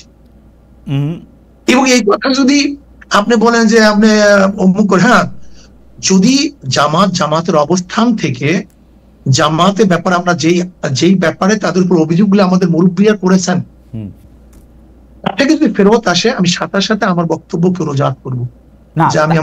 তারা যদি তাদের জায়গা থেকে ফেরত আসে তাহলে তো আপনার বক্তব্য থেকে আপনি ফেরত আসবেন কেন? আপনার বক্তব্য তো তখন আরো প্রতিষ্ঠিত হইল যে আপনি যেটা রোগ চিহ্নিত করছিলেন সেই রোগ থেকে তারা মুক্তি পাইছে, সেই রোগ থেকে তারা মুক্তি পাইছে, সেটাও তো হইতে পারে। আমি তো অন্য মানুষ। শোনেন খালিদ ভাই, আমি কি চাই জানেন? আমার আব্বাজান আমাদের কি শিক্ষা দিয়েছেন? আব্বাজান স্পষ্ট লক্ষ লক্ষ মানুষের সামনে বলতেন, আমার কোনো যদি ভুল হয় তোমরা ধরিয়ে দিবা, যদি আমার ভুল ধরিয়ে দেওয়ার পর আমি না শুধরাই তার মনে আমি গুমরাহ হয়ে গেছি, আমার থেকে চলে যাও, তোমাদের জন্য অধিক হয়ে যাবে। ভাই, আমরা আমাদের দোষকে লুকাতে চাই না তো। আচ্ছা, আপনি আমার দোষ বলতে পারেন। আচ্ছা, ঠিক আছে, আমার দোষ বললে আমি মাপ চাবো, এটা কোনো আশ্চর্যের কিছু নাই তো। না, আপনার নবী আলাইহিস সালাতু বলেছেন কুল্লুকুম ফাত্তাউন, সবাই গুনাহগার, আমরা করতে পারি। আচ্ছা, দোষের কথা, আপনার দোষ ধরার যোগ্যতা আমার নাই, কিন্তু আমি একটু পিয়ার নিয়ে জাস্ট একটা লাইন বলতে চাই। অনেকেই বইলা থাকেন মানে দুইটা অভিযোগ। একটা অভিযোগ হচ্ছে, যেহেতু আপনারা এমনিতে যদি স্বাভাবিকভাবে জাতীয় সংসদ নির্বাচনে আপনারা অংশগ্রহণ করেন বৈদ্যমান ব্যবস্থায়, তাইলে যেটা দেখা যাবে যে আপনারা আসলে কোনো আসনে জিতবেন না। আমার কথা না, কিন্তু এটা কেউ কেউ বলতেছে, সেই জন্য আপনারা পিয়ার ব্যবস্থা প্রচলন করতে চাচ্ছেন। আর দুই হচ্ছে, আপনারা এই সম্মেলনের মধ্যে একটা অনুঘটক বা মধ্যবর্তী প্রক্রিয়া করে মহাসমাবেশ করে সবগুলি দলকে একসাথে নিতে চাচ্ছেন। কারণ হচ্ছে আপনারা আসলে বিএনপির সাথে এক ধরনের বার্গেনিং পয়েন্টে যেতে চান। আপনাদেরকে যদি 2, 3 থেকে 5টি আসন আপনাদেরকে বলা হয় যে এগুলি দেওয়া হবে, বিএনপি ছেড়ে দিবে, তাহলে আপনারা আবার বিএনপির হয়ে কথা বলবেন। পিআর সিস্টেম কি আসলে আপনারা আসন পাবেন না বলে, বা বিএনপির সাথে আপনাদের এটা কি আপনি একটু বলবেন কিনা, যে আমরা কি এরকম দেখবো কিনা বিএনপি বললো 5টি আসনে? জি, আমরা যদি মনে করি পিআর যারা চায় না, জি, তারা কালো টাকা ব্যবহার করতে না পারলে আসন পাবে না, এই ভয়তেও তো তারা পিআর না চাইতে পারে। ওকে, এরকম বক্তব্য তো আছে। আচ্ছা, দুর্নীতিবাদরা যদি সে নির্বাচন করতে না পারে তাহলে একটা সিটও পাবে না, এই সম্ভাবনা তাদের আছে। মানুষ যখন মনে করবে যে আদর্শ ভিত্তিক ভোট, তাহলে তো মানুষ আদর্শের উপরে ভোট দিবে, এই সম্ভাবনা তাদের আছে। এই জন্য তারা পিআর চায় না। যেরকম আপনি একটা কথা বলছেন, আমরা তো ভিন্ন বক্তব্য আমাদের আছে। বাকি কথা হলো কি, বিএনপি সে জাতীয় সরকার গঠন করবে এই দাবি করছে না, করছে। তা জাতীয় সরকার কিভাবে গঠন করবে? সবাইকে নিয়ে তো। সবাই পার্লামেন্টে যাবে কি কোন পদ্ধতিতে? আপনি সিট দিবেন তাকে? না, পার্লামেন্টই যাইতে হবে জাতীয় সরকার করতে তা না, মানে আপনি সরকারে অন্তর্ভুক্ত করতে পারে আপনাদেরকে। সব দল নিয়ে তো ভাই, আপনি তো মন্ত্রিত্ব দিবেন না আমাকে, কয়টা দিবেন মন্ত্রিত্ব? কয় দলকে দিবেন? 40টা দিল। পার্লামেন্ট জাতীয় সরকারের জন্য প্রয়োজন হলো সব দলের অংশগ্রহণ। যদি পিআর সিস্টেম নির্বাচন করেন তাহলে সব মানুষ সেখানে যেতে পারবে, ওকে, সব মতের মানুষ যেতে পারবে। তাই বিএনপি যেহেতু জাতীয় সরকারের কথা বলছে, তার তো উচিত প্রথম পিআর সিস্টেম নির্বাচন করা। এটা ভালো কথা বলছেন। আর পিআর সিস্টেম নির্বাচন করলে সমস্ত আদর্শ মানুষ সেখানে যেতে পারবে, সমস্যা কোথায়? এটা ভালো কথা বলছেন। বিএনপি যেহেতু জাতীয় সরকারের কথা বলছে, তো নির্বাচনটাই এমন ভাবে হোক না কেন যে একটা জাতীয় সরকার গঠনের দিকে এটা এগিয়ে যায়। ভালো কথা বলছেন। বাকি 2001 তো বিএনপি আমাদেরকে অনেক বেশি সিট দেওয়ার কথা বলেছিল। হ্যাঁ, 2001 দেওয়ার কথা বলছিল। আর আপনাকে 2001-এ যদি সিট দেওয়ার কথা বলে 10টা বা 15টা, হ্যাঁ, আর আজকে 2025-এ এসে বা 26-এ নির্বাচনে মাত্র 5টা ঘিমে শুরু হলাম আমরা অনেক বেশি। ইসলামী আন্দোলন বাংলাদেশ, আসলে আমি বলছি তো যে ইসলামী আন্দোলন বাংলাদেশের আসলে 3টা আদর্শ নিয়ে আসলে আমাদের অনেকের গবেষণা নেই। ওকে, ঠিক আছে, আমরা ক্ষমতার পূজারি না। ঠিক আছে, আমি একটু আমি একটা কথা বলি, এই কথাটা বলতেই হবে আমাকে। ইসলামী আন্দোলনকে যদি আজকে ক্ষমতাও দিয়ে দেন, আজকে ক্ষমতায় দিলেন, প্রাইম মিনিস্টার বানালেন, আর যদি বলেন নীতি আদর্শ বিসর্জন দিতে হবে, ইসলামী আন্দোলন বাংলাদেশ ক্ষমতাকে প্রত্যাখ্যান করবে, নীতি আদর্শ প্রত্যাখ্যান করবে না। ওকে, আমি এই জায়গায় আমি কথা বলতে চাইতেছি যে অন্তর্বর্তী সরকারের সময়ে যে সংস্কারের উদ্যোগ নেওয়া হয়েছে, সেই সংস্কারের সাথে আপনারা অন্তর্বর্তী সরকারের সঙ্গে কাজ করছেন, নিজেদের পরামর্শ দিচ্ছেন, ফেসিবাদ মুক্ত একটা গণতন্ত্র নিশ্চিত করার বিষয় এখানে আছে। 10-15 বছর ধরেই আপনারা নিরপেক্ষ সরকারের অধীনে নির্বাচন হোক এই প্রসঙ্গে আপনারা নানা ফরম্যাটে নানাভাবে কথা বলছেন। তো ধরা যাক একটা নিরপেক্ষ নির্বাচন হইল, ইসলামী শাসন আন্দোলন যদি নির্বাচনে জিতে ক্ষমতায় যেতে পারে, তাইলে কি আপনারা শরিয়া চালু করবেন কিনা, যেটা আমাদের প্রথমে আলোচনা করেছিলেন? এবং একেবারে কোনো ধুমরুজাল নাই, কোনো এর মধ্যে লুকোচুরি বলতে কিছু নেই, শরিয়া আইন বাস্তবায়ন করুন। তার মানে বাস্তবায়নের মাধ্যমে তার মানে একটা খেলাফত সৃষ্টি চালু হবে, তাই তো? শরিয়া আইন বাস্তবায়নের মাধ্যমে এদেশের মানুষ মুক্তি পাবে। ওকে, হিন্দুরা তাদের অধিকার প্রতিষ্ঠা করতে পারবে। ওকে, তাহলে সংখ্যালঘুরা তারা ভালো মতো বসবাস করতে পারবে, মহিলারা তাদের ইজ্জত আবরু তাদের ন্যায্য অধিকার প্রতিষ্ঠিত হবে, প্রত্যেক গরিবের অধিকার ফিরিয়ে দেওয়া হবে, প্রত্যেক সংখ্যালঘু নিরীহ গোষ্ঠী সবের অধিকারকে বাস্তবায়ন করার শরিয়া আইনের প্রয়োজন। ওকে, তাহলে খেলাফত চালু হবে, তাই তো? শরিয়া আইন এর মধ্যে ব্যাপকতা অনেক বেশি। ইসলামী আইন, তখন কি আর খলিফা নির্বাচনের ব্যবস্থা থাকবে, নাকি খলিফা বায়াতের মাধ্যমে একজন থেকে? খলিফা তো শোনেন, খলিফা যে কাজটা করে তার নাম খেলাফত। হ্যাঁ, যেমন খুতবা জিনিসটা কি? খতিব যে কাজটা করে তার নাম খতিব, যেটা বলে সেটা খুতবা। আমি বুঝতে পারছি, মানে খলিফা কি তখন নির্বাচিত হবে, নাকি খলিফা মানে খলিফা তো নির্বাচিত হয়ে গেছে, খলিফাতে নির্বাচিত হওয়ার আগে খেলাফত হয় না, আগে নেতা নির্বাচিত হওয়ার পরে খেলাফত হয়। মানে সেটা তো আসলে ঠিক,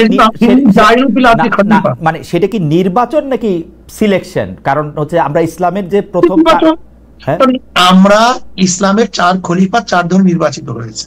কার দ্বারা নির্বাচিত হয়েছে? 4 ধরনের নির্বাচিত হয়েছে, 4 ভাবে, 4 ধরনের। হ্যাঁ, 4 ধরনের নির্বাচিত হয়েছে। রাইট। আমরা যেই পদ একভাবে নির্বাচিত এখন হচ্ছি, আপনারা গণতান্ত্রিক জনগণ নির্বাচন করলে, হ্যাঁ, আপনার গণতান্ত্রিক প্রক্রিয়া নির্বাচিত হইলেন, তারপরে শাসন ব্যবস্থাটা কিরকম হবে? শোনেন, গণতন্ত্র এক জিনিস, নির্বাচন ভিন্ন জিনিস। খালিদ ভাই, গণতন্ত্র নির্বাচন আরেক জিনিস। নির্বাচন ভিন্ন জিনিস। নির্বাচন হল নেতা নির্বাচনের পদ্ধতি। সমাজতন্ত্রবাদীরা নির্বাচন করে না? করে। তাদের আদর্শ কি? সমাজতন্ত্র।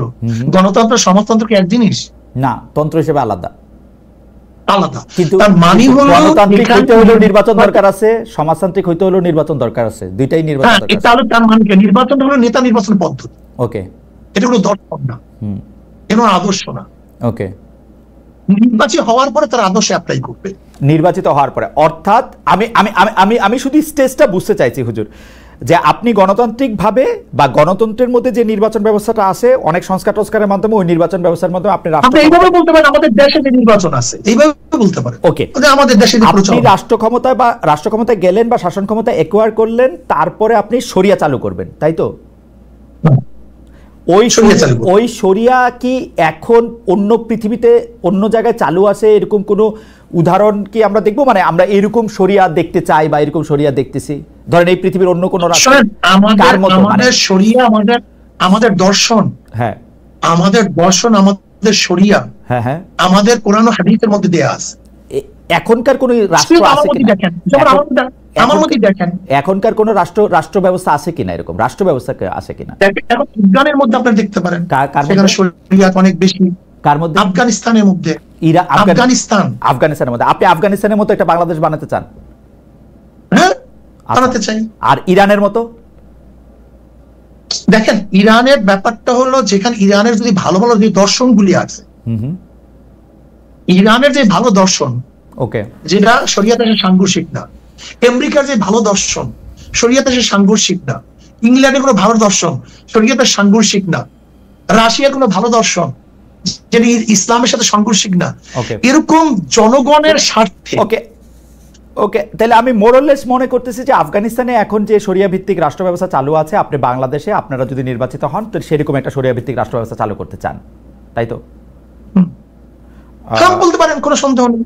ওকে, এই ক্ষেত্রে একটা প্রশ্ন চলে আসে, এখন আপনি প্রশ্ন করতে পারেন সেখানে কোনো সমস্যা হবে কিনা, সেই প্রশ্নগুলো স্পেসিফিক করতে পারেন। হ্যাঁ, আমি স্পেসিফিক, তাহলে এই প্রশ্ন আমি স্পেসিফিকই করি যে আপনারা, মানে প্রসঙ্গটা আইনা করি আর কি, আপনারা নারী বিষয়ক সংস্কার কমিশনে ঘোর বিরোধী।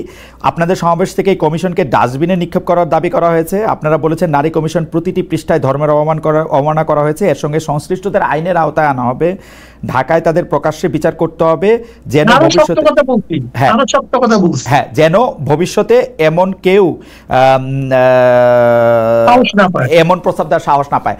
এই নারী কমিশনের রিপোর্ট নিয়ে ডক্টর মোহাম্মদ ইউনূস অনেক উচ্ছ্বাস প্রকাশ করেছিলেন। আপনি কি মনে করেন তাকেও শাস্তির আওতায় আনা উচিত কিনা? এটা হচ্ছে প্রথম প্রশ্ন। দুই হচ্ছে, নারীদের অধিকারের ক্ষেত্রে আপনি আফগানিস্তানের উদাহরণ দিয়েছেন, যেহেতু সেহেতু আমি বলতেছি যে আফগানিস্তানে মেয়েরা কাজ করতে পারে না, পড়ালেখা করতে পারে না, ইন্ডিপেন্ডেন্ট অনেক কাজ করতে পারে না, বরং সৌদি আরবে অনেকে অনেক সহজে করতে পারে। আপনারা কোনটা নিতে চান? বা এবং ইরানে অনেক মেয়েরা অনেক কাজ করে, আরব দেশে, মালয়েশিয়া তো তাই। জি খালিদ ভাই, জি, আপনি নারী বলতেন কোন নারী মনে করেন? আমাদের দেশে বেদের সম্প্রদায়ের নারী মনে করেন না? চেয়েছিলাম হেচ্ছা, হয়ে গেলাম বেশ্যা, এদের বাস্তবায়ন করতে চান?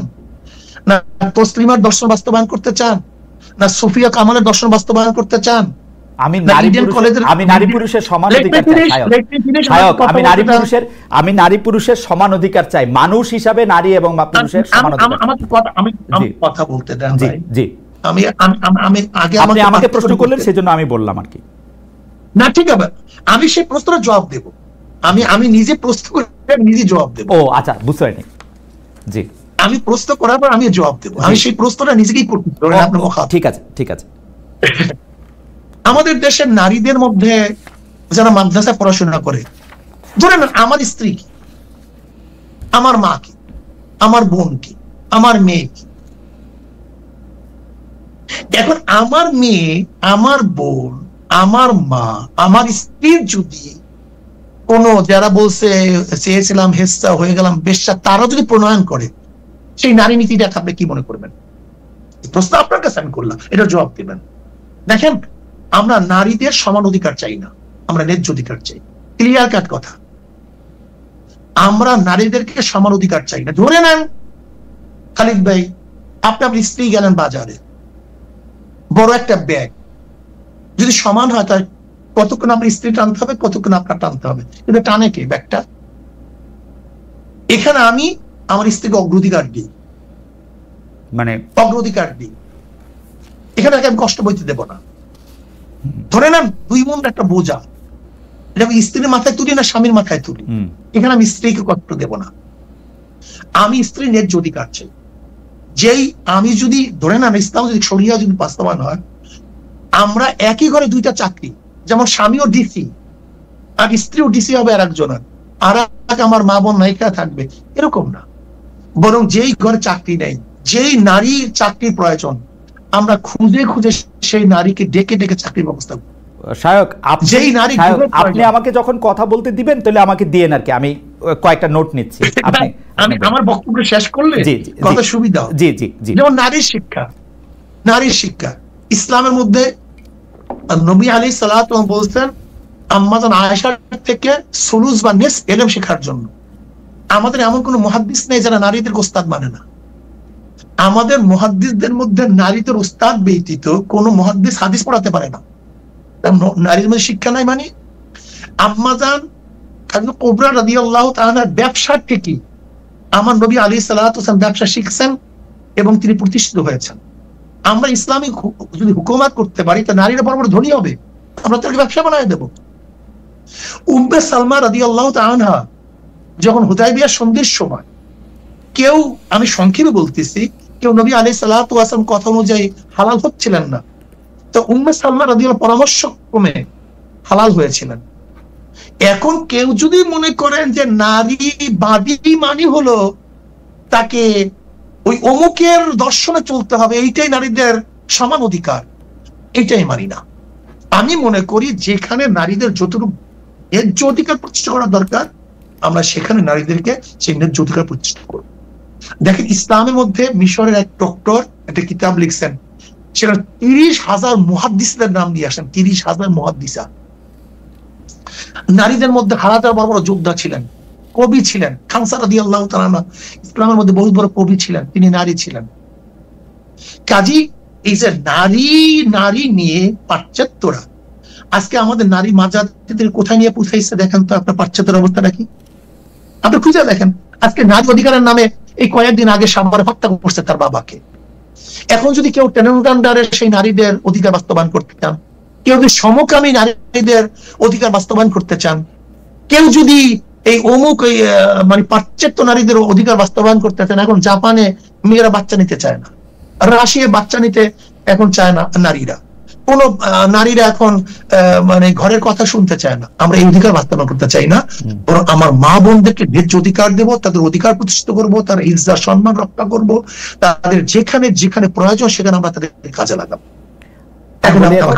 আমি বলি, হ্যাঁ শায়ক, আপনাকে ধন্যবাদ। শায়ক, আমার অনেকগুলি প্রশ্ন, আপনি যদি একটু ছোট ছোট করে জবাব দেন যে আপনাদের যে নারী নিয়ে বা বাংলাদেশে শরিয়া প্রতিষ্ঠা করা নিয়ে যে আপনাদের আদর্শ, সেই আদর্শের সাথে আপনারা ওই দিন যাদের সাথে মহাসম্মেলন করেছেন অর্থাৎ জামায়াত, এনসিপি এবং অন্যান্য দলগুলি, তারা কি আপনাদের সাথে একমত কিনা, বা এই ব্যাপারটা নাও হতে পারে।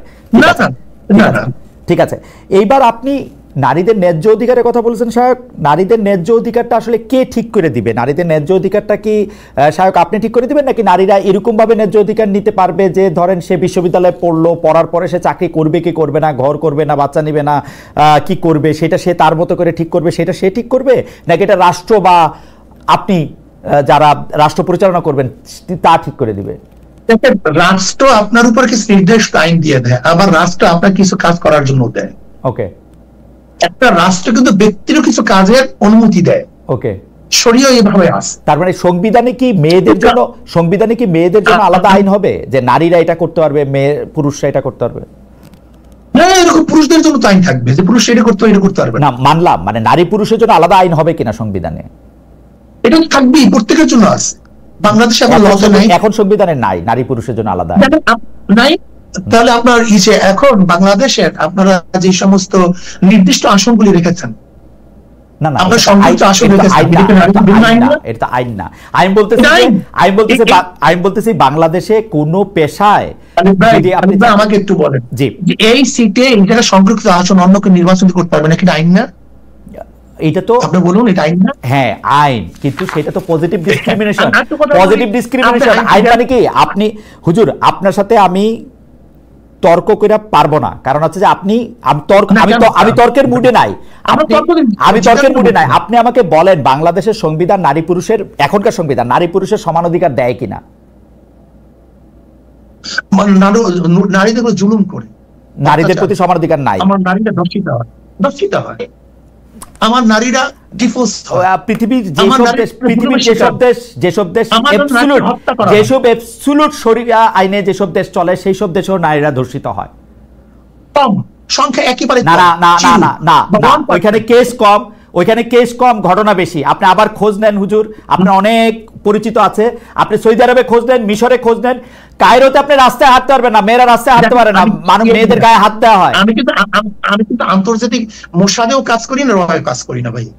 আমি কিন্তু যতটুকু দেখি ততটুকু বলতে পারি, আমি ভিতর গিয়ে কাজ করি না। আমি কিন্তু সৌদি আরবে, আচ্ছা ওকে, সেজন্য আপনি বলতেছেন ওইখানে কম, সেজন্য আমি বলতেছি ওইখানে কম না, আপনি চেক করেন। দুই নাম্বার হচ্ছে বর্তমানে বাংলাদেশে যেসব মেয়েরা কাজ করেন, অর্থাৎ গার্মেন্টস ফ্যাক্টরিতে বা অন্যান্য জায়গায় শ্রমিকের কাজ করেন, তারা কি তাদের এই কাজটা চালিয়ে যেতে পারবেন যদি আপনারা ক্ষমতায় আসেন? বরং আমরা কি করব শোনেন খালিদ ভাই, আমার পরিকল্পনাটা কি। আজকে রাত 1টার সময় আমার মেয়েদেরকে, আমার বোনদেরকে ছেড়ে দেয়, কোথায় থাকে, কোথায় যায়, কিভাবে করে, তার ইজ্জত আবরুর সংরক্ষণ কি করে, দায়িত্ব কে নিয়েছে? ইসলাম যদি ক্ষমতায় যায়, আমার প্রত্যেকটা মা বোনদের জন্য, যারা ফ্যাক্টরি করবে তাদের জন্য বলা হবে তুমি এই স্পেসে ওদেরকে রাখার জন্য ব্যবস্থা করো। আমি কি করবো জানেন আপনি? যদি আমরা ইসলাম ক্ষমতায় যাই, তা আমি প্রত্যেকটা প্রতিষ্ঠানের মধ্যে নারীদের জন্য শিক্ষার ব্যবস্থা রাখবো। যেরকম ইউরোপে আমরা ছাত্রীরা পড়তে যায় কি করে? পার্ট টাইম কাজ করে, পার্ট টাইম পড়াশোনা করে। ঠিক আমিও প্রত্যেক ইন্ডাস্ট্রিজের কাছে সিস্টেমটা এইভাবে রাখবো, তারা 5 ঘন্টা 4 ঘন্টা পড়াশোনা করবে আর তাদের জীবন নির্বাহ করার জন্য কাজ করবে। তারা ঘর সংসার করবে না। যেই সমস্ত নারীরা ঘর সংসার করে না, যেমন অনেক যুবতী মেয়েরা আছে না, ছাত্রী বয়সে, গরিব, বাবা মারে দেখবে না, দেখবে যেগুলো আমি এখনো তো তারা, মানে তারা 10 ঘন্টা কাজ করবে, 10 ঘন্টা কাজ করবে, 5 ঘন্টা পড়াশোনা করবে, তারপরে বাড়ি যাবে না। আমরা সময়কে কমায় দেবো। আমরা তো নিজের আত্মসাৎ করি, শ্রমিকদেরকে দিকেও তাকাই না। ওকে, যেমন শ্রমিকদেরকে 1 টাকা, আমরা সেখান থেকে নেই 10,000 টাকা। ওকে, কিন্তু আমরা পার্সেন্ট শ্রমিকদের কাজ কমায় দেবো, বেতন বাড়ায় দেবো। ওকে, বিশ্ববিদ্যালয়ে যেমন নারীরা পড়াশোনা করছেন, এখন পাবলিক বিশ্ববিদ্যালয়গুলিতে পুরুষরা পড়াশোনা করছেন, সেই সিস্টেমে মানে সেই শিক্ষানীতিতে তো পরিবর্তন আসবে, তাই তো? না, আসলে আমরা ভুল বুঝি কেন? জি, ইসলাম আসলে ব্যাংক, আদালত, যারা এখন বিচারক তারা বিচারক থাকবে, আচ্ছা, যারা ব্যাংকার তারা ব্যাংকার থাকবে। যে শিক্ষকরা পড়াইতেছেন তারা, যেমন ধরে না আমাদের শিক্ষকরা এখন কি পড়ায়, এখন পড়াইতেছে তারা ডারউইনের থিওরি, আরো অনেক কিছু পড়ায় ডারউইনের থিওরির পাশাপাশি। ধরে না যেটা ছিল না। তার মানে কি, শিক্ষা মন্ত্রণালয়ের নীতি চেঞ্জ হয়েছে, কিন্তু যে ওস্তাদ কোনো চেঞ্জ হয়নি। ঠিক আমরাও প্রত্যেকটা জায়গায় শুধু কিছু নীতি আদর্শ চেঞ্জ করে দেব, যেটা সাংঘর্ষিক, যেটা মানুষের জন্য কল্যাণকর নয়, এটা শরিয়াত ভিত্তিক। এটা আপনারা একটা বোর্ড করে তারপর এটা ঠিক করে দিবেন যে এইটা প্রত্যেক জায়গায় আলাদা আলাদা বোর্ড থাকবে, সংস্থা থাকবে, নীতিমালা থাকবে, সেইভাবে আপনারা চেঞ্জ করে দিবেন। কিন্তু মানে আমাদের দর্শকদের মধ্যে অনেকে কনফিউজড হচ্ছেন এরকম করে যে আফগানিস্তানের মতো পড়াশোনা হইলে তো এটা অন্যরকম হবে। আপনারা কি মানে ঠিক আফগানিস্তানের মতো তো চান না? মানে আফগানিস্তানের পুরো খবরটা কি পুরো স্পষ্ট কি আমাদের কাছে আছে? জি জি, আফগানিস্তানের পুরো খবরটা কি আমাদের আছে? শুধু আমি এর জন্য বলছি, আফগান কিন্তু আমাদের মূল লক্ষণ না, ওকে, দর্শন না। আমাদের মূল দর্শন কোরআন হাদিস, ইসমা কিয়াস। আমি উদাহরণ দিলাম এর জন্য, দেখেন খালিদ ভাই, যেখানে এখন তারা ঋণ মুক্ত মাত্র কয়েক বছরে, ওকে, যে অর্থনীতি গোটা দুনিয়ার মধ্যে সবাই ভেবেছিলেন যে অবরোধকৃত একটা দেশ সবাই মানে ক্ষুধায় মরে যাবে, দুর্ভিক্ষ হবে, সেখানে তার অর্থনীতি সবচেয়ে স্টাবলিশ হয়ে গেছে, সেখানে মানুষগুলি এখন সুখে শান্তিতে বসবাস করতেছে। যে আফিম চাষ নিয়ে তাদের উপর সবচেয়ে অভিযোগ ছিল, তার আফিম চাষ বাদ দিয়ে তার মাশরুম চাষ করে গোটা দুনিয়ার মধ্যে এখন হইচই ফেলে দিয়েছে। আপনি কোনো ডেটা থেকে কথাগুলি বলতেছেন নাকি মানে মানে আমরা যেটা খবর পত্রিকায় দেখেছি, বিভিন্ন পত্রিকার খবর পাশাপাশি তো বিভিন্ন ডেটাও অ্যাভেলেবেল, মানে আমার কাছে মানে আমি যখন ডয়েচে ভেলেতে ছিলাম তখন আফগানিস্তানের দুটো ভাষা, মানে আমি বাংলা ভাষার প্রধান ছিলাম, দুটো ভাষার সেখানে কাজ করতে, একটা দারি একটা পশতু। তো সেই দারি এবং পশতু ভাষায় যে সাংবাদিকরা ছিলেন বা যে সংবাদ, তাদের সাথেও আমার নিয়মিত কথা হয়, তারাও এরকমটা এখনো দাবি করতেছেন না আমি জানি। তো আমি জানি না যে মানে আপনার দাবি আমি কি হয়। হাওয়েভার সেটা হচ্ছে আপনি যখন এগুলি দেখবেন তো সেগুলি আরো ভালো করে দেখবেন। সাম্প্রতিক অবশ্যই আপনি দাবি করেছেন হুজুর আমরা আপনার কাছ থেকে আরেকটু সময় চাচ্ছি, কারণ বেশ কিছু প্রশ্ন রয়ে গেছে এবং আপনার সাথে কথা বলা, আপনার কথা শোনা খুবই আনন্দদায়ক। আপনারা সাম্প্রতিক মহাসমাবেশে দাবি করেছেন শায়ক যে ভারতের সঙ্গে হওয়া সব চুক্তি প্রকাশ করতে হবে, যে কোনো রাষ্ট্রবিরোধী চুক্তি বাতিলের দাবিও করেছেন, কিন্তু গত 10-11 মাসে অন্তর্বর্তী সরকার এসব বিষয়ে কিছুই করেনি। আপনার এ ব্যাপারে মন্তব্য শুনতে চাইব। এর আগেও আমি বলতেছিলাম যে নারী নীতি বলে যে নীতিটা বা নারী সংস্কার কমিশনে বলে যে সে সংস্কার কমিশনটা গঠন থেকে শুরু করে সেইটার ব্যাপারে ডক্টর মোহাম্মদ ইউনূসের একটা বড় ভূমিকা ছিল। এই ভারতের সাথে চুক্তি প্রকাশ করা বা ভারত একতরফাভাবে বাংলাদেশের সাথে করা চুক্তিগুলি বাতিল করতেছে, এর বিপক্ষে আমরা কিছুই করতেছি না। আপনিও আপনার বক্তব্যে সেটা খুব জোরালোভাবে বলছেন। এইটার জন্য আপনি ডক্টর মোহাম্মদ ইউনূস সরকারকে খুব দুর্বল সরকার মনে করেন কিনা, তাদের ভারত নীতি শুধু লিপ সার্ভিস মনে করেন কিনা, শুধু পপুলিস্ট ভাবে জনগণকে একটা কিছু বলা? দেখেন, আসলে আমি যত অনুভব করতেছি যে ইউনূস সরকার যেই উদ্যমে কাজ করা শুরু করেছিলেন, আমাদের অসহযোগিতার কারণে মনে হয় তার উদ্যমের মধ্যে কিছুটা হলেও আমার ধারণা, আমি জানি না, তার সাথে আমি কথা বলিনি, তার উদ্যমের মধ্যে কিছুটা হলেও ভাটা পড়েছে বলে আমার ধারণা। যেহেতু আমরা সহযোগিতা ঠিক মতো করছি না, আমরা তাতে ডিসকানেক্ট করার জন্য চেষ্টা করছি, বা যে কথাগুলো আমরা বলেছি প্রসাব করে ভেসে যাবে, অমুক তমুক অনেক কথাই বলেছি, সে একজন ভদ্রলোক। দেখেন, ইউনূস সরকারের সরকার স্থায়িত্ব হোক বা তার নীতি আদর্শ আমি গ্রহণ ব্যাপারটা কিন্তু এরকম না। আমরা যেই 3টে জিনিসের উপরে সংস্কার, নির্বাচন এবং বিচারের ব্যাপারে ইউনূস সরকারের কাছে আমরা দাবি জানিয়ে আসছি, সেহেতু সেই ব্যাপারগুলির জন্য যে আমরা বারবার বাধা সৃষ্টি করি, তাহলে তার মন এবং তার সরকারের অবস্থাটা কতটুকু কি হতে পারে সেটা আপনিও ভালো বোঝেন, আমিও ভালো বুঝি। তবে আমি ইউনূস সরকারকে বলবো, সাহস নিয়ে এই দেশকে রক্ষা করার জন্য দেশ বিরোধী সমস্ত চুক্তিগুলি বাতিল করা উচিত। এর জন্য আমরা মহাসম্মেলনে প্রেসার দিয়েছি এবং কি কি চুক্তি হয়েছে বিগত সরকারের আমলে সেগুলি জনগণকে জানানো, এটা আমাদের দাবি। ওকে শায়ক, অন্তর্বর্তী সরকারের সময় একের পর এক মাজার ভাঙা হয়েছে, যে সংখ্যা এখন শতাধিক হয়েছে। মাহফিল, জলসা, ওরসের আয়োজনও বন্ধ করা হয়েছে অনেক এলাকায়। এসব ঘটনায় কেউ বলছেন তৌহিদি জনতা জড়িত, কেউ বলছেন মব জড়িত। আপনারা বিষয়টাকে কিভাবে দেখছেন? সংখ্যালঘুদের প্রশ্নে আমি আবার পরে আসছি। আপনি যদি মাজার, ওয়াজ, তারপরে হচ্ছে মাহফিল, জলসা, ওরস, এই মাজার ভাঙ্গা, এটার সাথে আমরা একমত। মাজার মানে জায়েজ জিয়ারত, যেখানে জিয়ারত করা হয় সেটার নাম হলো মাজার। মসজিদ মানে কি? যেখানে সিজদা করা হয় তার নাম মসজিদ। মাজার তো খারাপ জিনিস না। ওখানে যদি কেউ ভণ্ডামি করে, কেউ সিজদা দেয়, শিরক করে, সেটাকে বাধা দেওয়া উচিত, বুঝানো উচিত। কিন্তু কেউ যদি মাজার ভাঙ্গে, এটা করে সেটা করে, সেটা আমি একমত না। আমি মনে করি আমাদের যারা এই কাজগুলি করে সেখান থেকে তাদের ফিরে আসা উচিত। বরং ইসলামের নামে যে সমস্ত ভাইয়েরা, আমার ইসলামের দাবিদার আমার মুসলিম ভাই বোনেরা যদি শরিয়াত বিরোধী কোনো কাজ করে, আমি তাদের অনুরোধ করব এটা থেকে তাদের ফিরে আসা উচিত। ইসলামের মধ্যে যেগুলি নেই সেগুলো করা উচিত না। কিছু ঘটনায় দেখা যাচ্ছে, অনেক ক্ষেত্রে ঘটনাগুলি পাশের দেশ মানে ভারতেরও হতে পারে, কারণ ভারত একটি সাংঘাতিকভাবে, বিশেষ করে মোদী সরকার সাংঘাতিকভাবে মুসলমানদের উপর অত্যাচারী একটি সরকার, তার আদর্শ হিসাবেও সেটা বিলায়। তো সেইটার একটা আফটারমেথ, একটা ইফেক্ট হিসাবে বা কী হিসাবে আমি জানি না, আমরা সংখ্যালঘু সম্প্রদায়ের উপর নানা ধরনের হামলা, অত্যাচার এবং হুমকি ধামকি এগুলি দেয়ার দেখি। এইসব ঘটনা আপনারা কীভাবে দেখেন?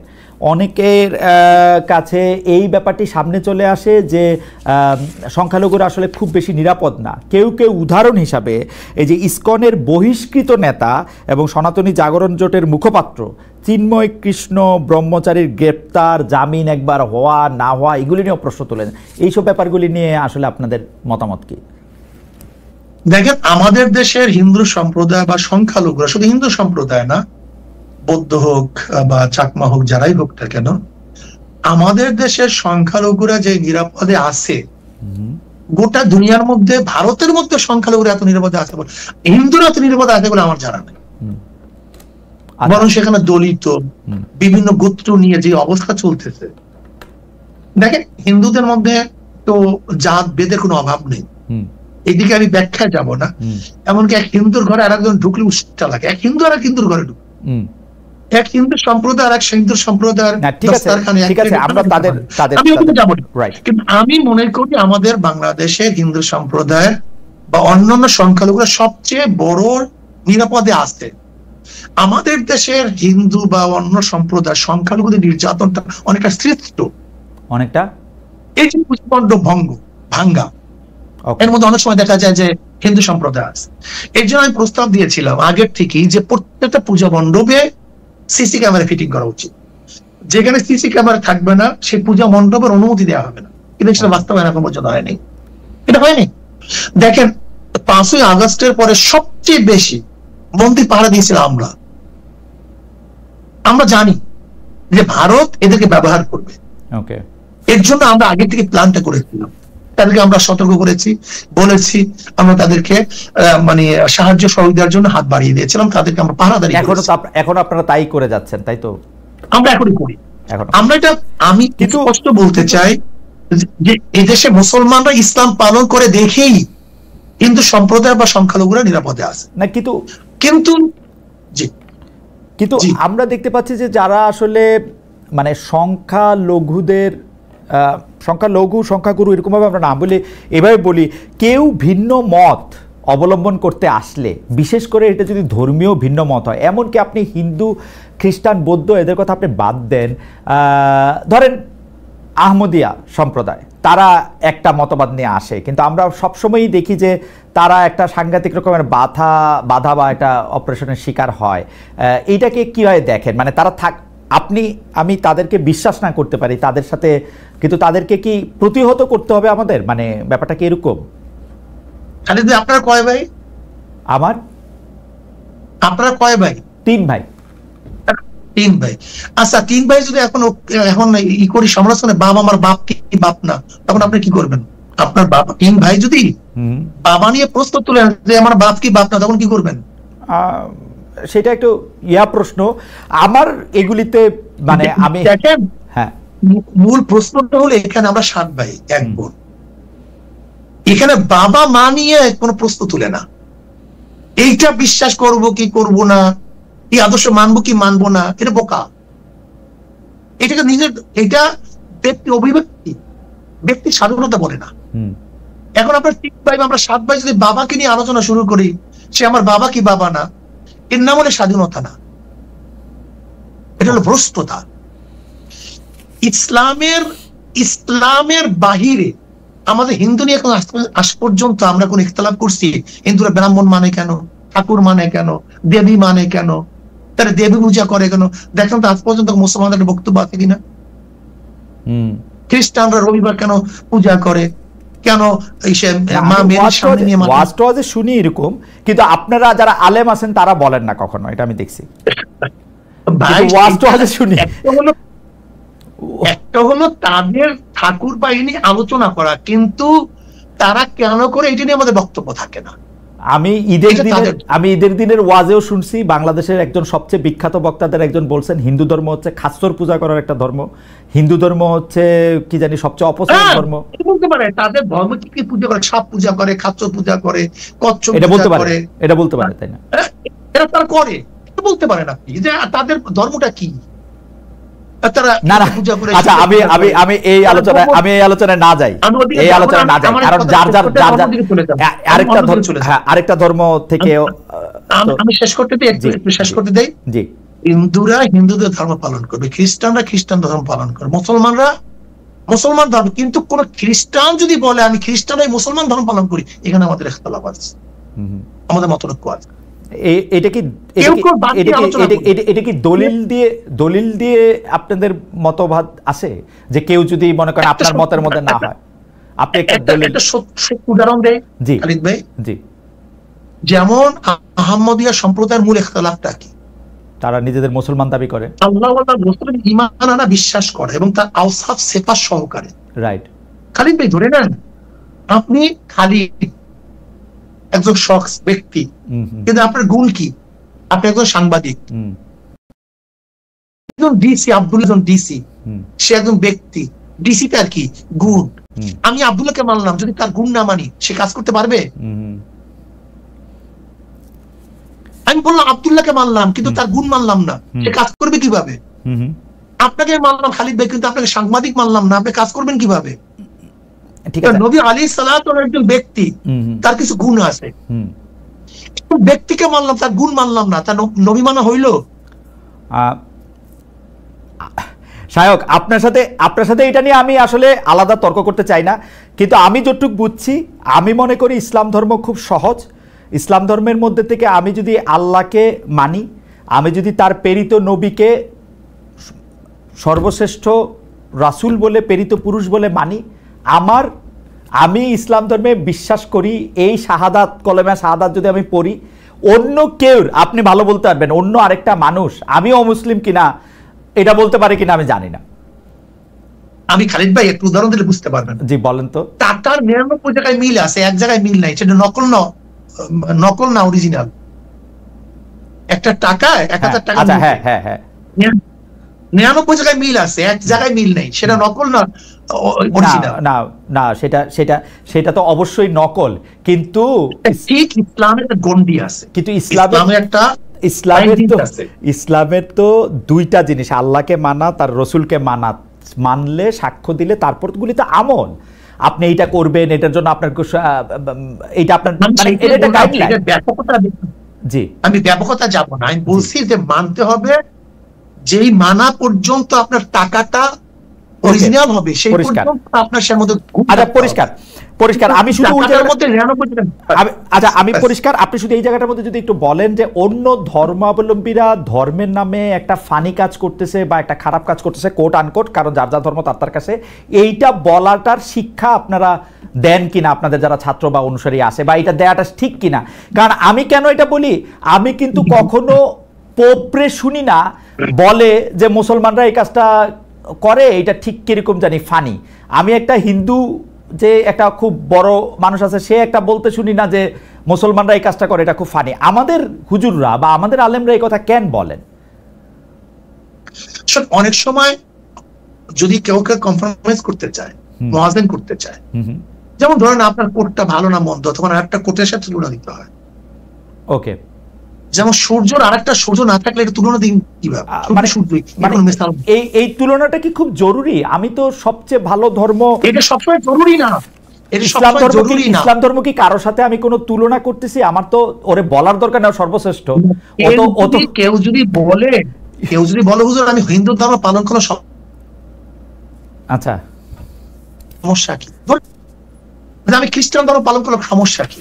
যদি আপনি বলেন দুইটার মধ্যে আমরা পার্থক্য করেন, তখন এই পার্থক্য করি, এটা আমার মনে হয় কোন, যদি আমি পার্থক্য করি আমার কাছে সমস্যা না শায়ক, আমি জিনিসটা শুধু বলি, আমি যখন 10টা জায়গায় বসে থাকি, যখন আমার 2টা বন্ধু থাকে যারা সুন্নি মুসলমান নন, তারা যদি, আমি কোনো একটা আলেমের বক্তব্য ভালো বলে, ধরা যাক আমি শায়েখে চরমনায় সৈয়দ ফজলুল করিমের বক্তব্যই তাদের শোনাইতেছি যে দেখো কীরকম করে উনি মানুষকে দাওয়াত দিতেছেন, এর মধ্যে হঠাৎ করে যদি আমি শুনি যে উনি বলতেছেন যে হিন্দু ধর্মরা আসলে খাশ্বর পূজা করে, হিন্দু ধর্ম আসলে খুব একটা অপচয়ের ধর্ম, হিন্দু ধর্ম একটা নাথিং ধর্ম, ইট হার্টস। মানে এবং আমার কাছে এটা আননেসেসারি মনে হয়। আমি শুধু আপনার কাছে বিচারটা দিয়ে রাখলাম, কারণ আমি তো ওর সাথে প্রতিযোগিতা করতে বসি নাই, আমি ওরে দেখাইতে বসছি যে দেখো ইসলাম ধর্ম কত সুন্দর করে উনি বলতেছেন। খালিদ ভাই দেখেন, এখানে প্রস্রাব করিবেন না করিলে 50 টাকা জরিমানা, এখানে প্রস্রাব করিবেন না করিলে 50 টাকা জরিমানা, এখানে প্রস্রাব করিবেন না করিলে 50 টাকা জরিমানা।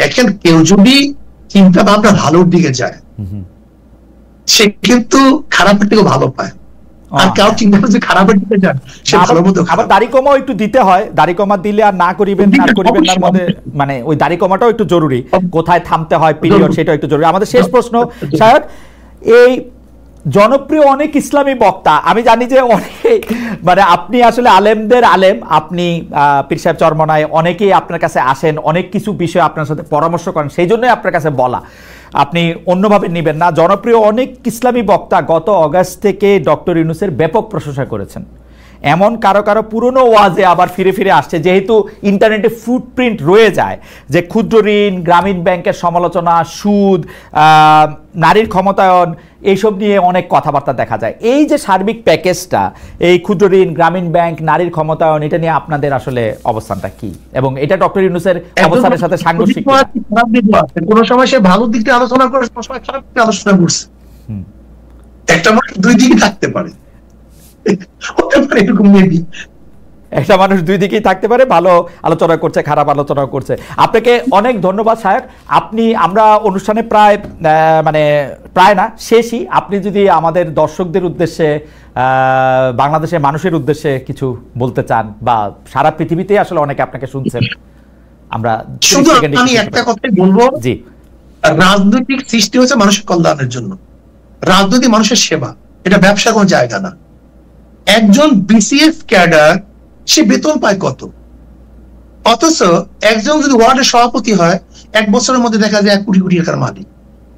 আমরা এই দুর্বৃত্তন, এটা আমরা চাই না, সন্ত্রাস চাই না, জুলুম চাই না, অত্যাচার চাই না, অবিচার চাই না, দুর্নীতি চাই না। আমরা চাই রাজনীতি মানুষের সেবার জন্য হবে, কল্যাণের জন্য হবে, মানুষের মুক্তির জন্য, মানুষের অধিকারকে প্রতিষ্ঠা করার জন্য হবে, যেখানে চাঁদাবাজ থাকবে না, দুর্নীতিবাজ থাকবে না, খুনি থাকবে না, রক্ষক হবে না রক্ষক। আমরা চাই মানুষের অধিকারকে ফিরিয়ে দেওয়ার জন্য। 28 লক্ষ কোটি টাকা দূরের কথা, 1 টাকা বিদেশ পাচার হবে না। কিন্তু আমরা দেখেছি 91 থেকে 96, 96 থেকে 2001, 1 থেকে 2005, আবার এই 2024 পর্যন্ত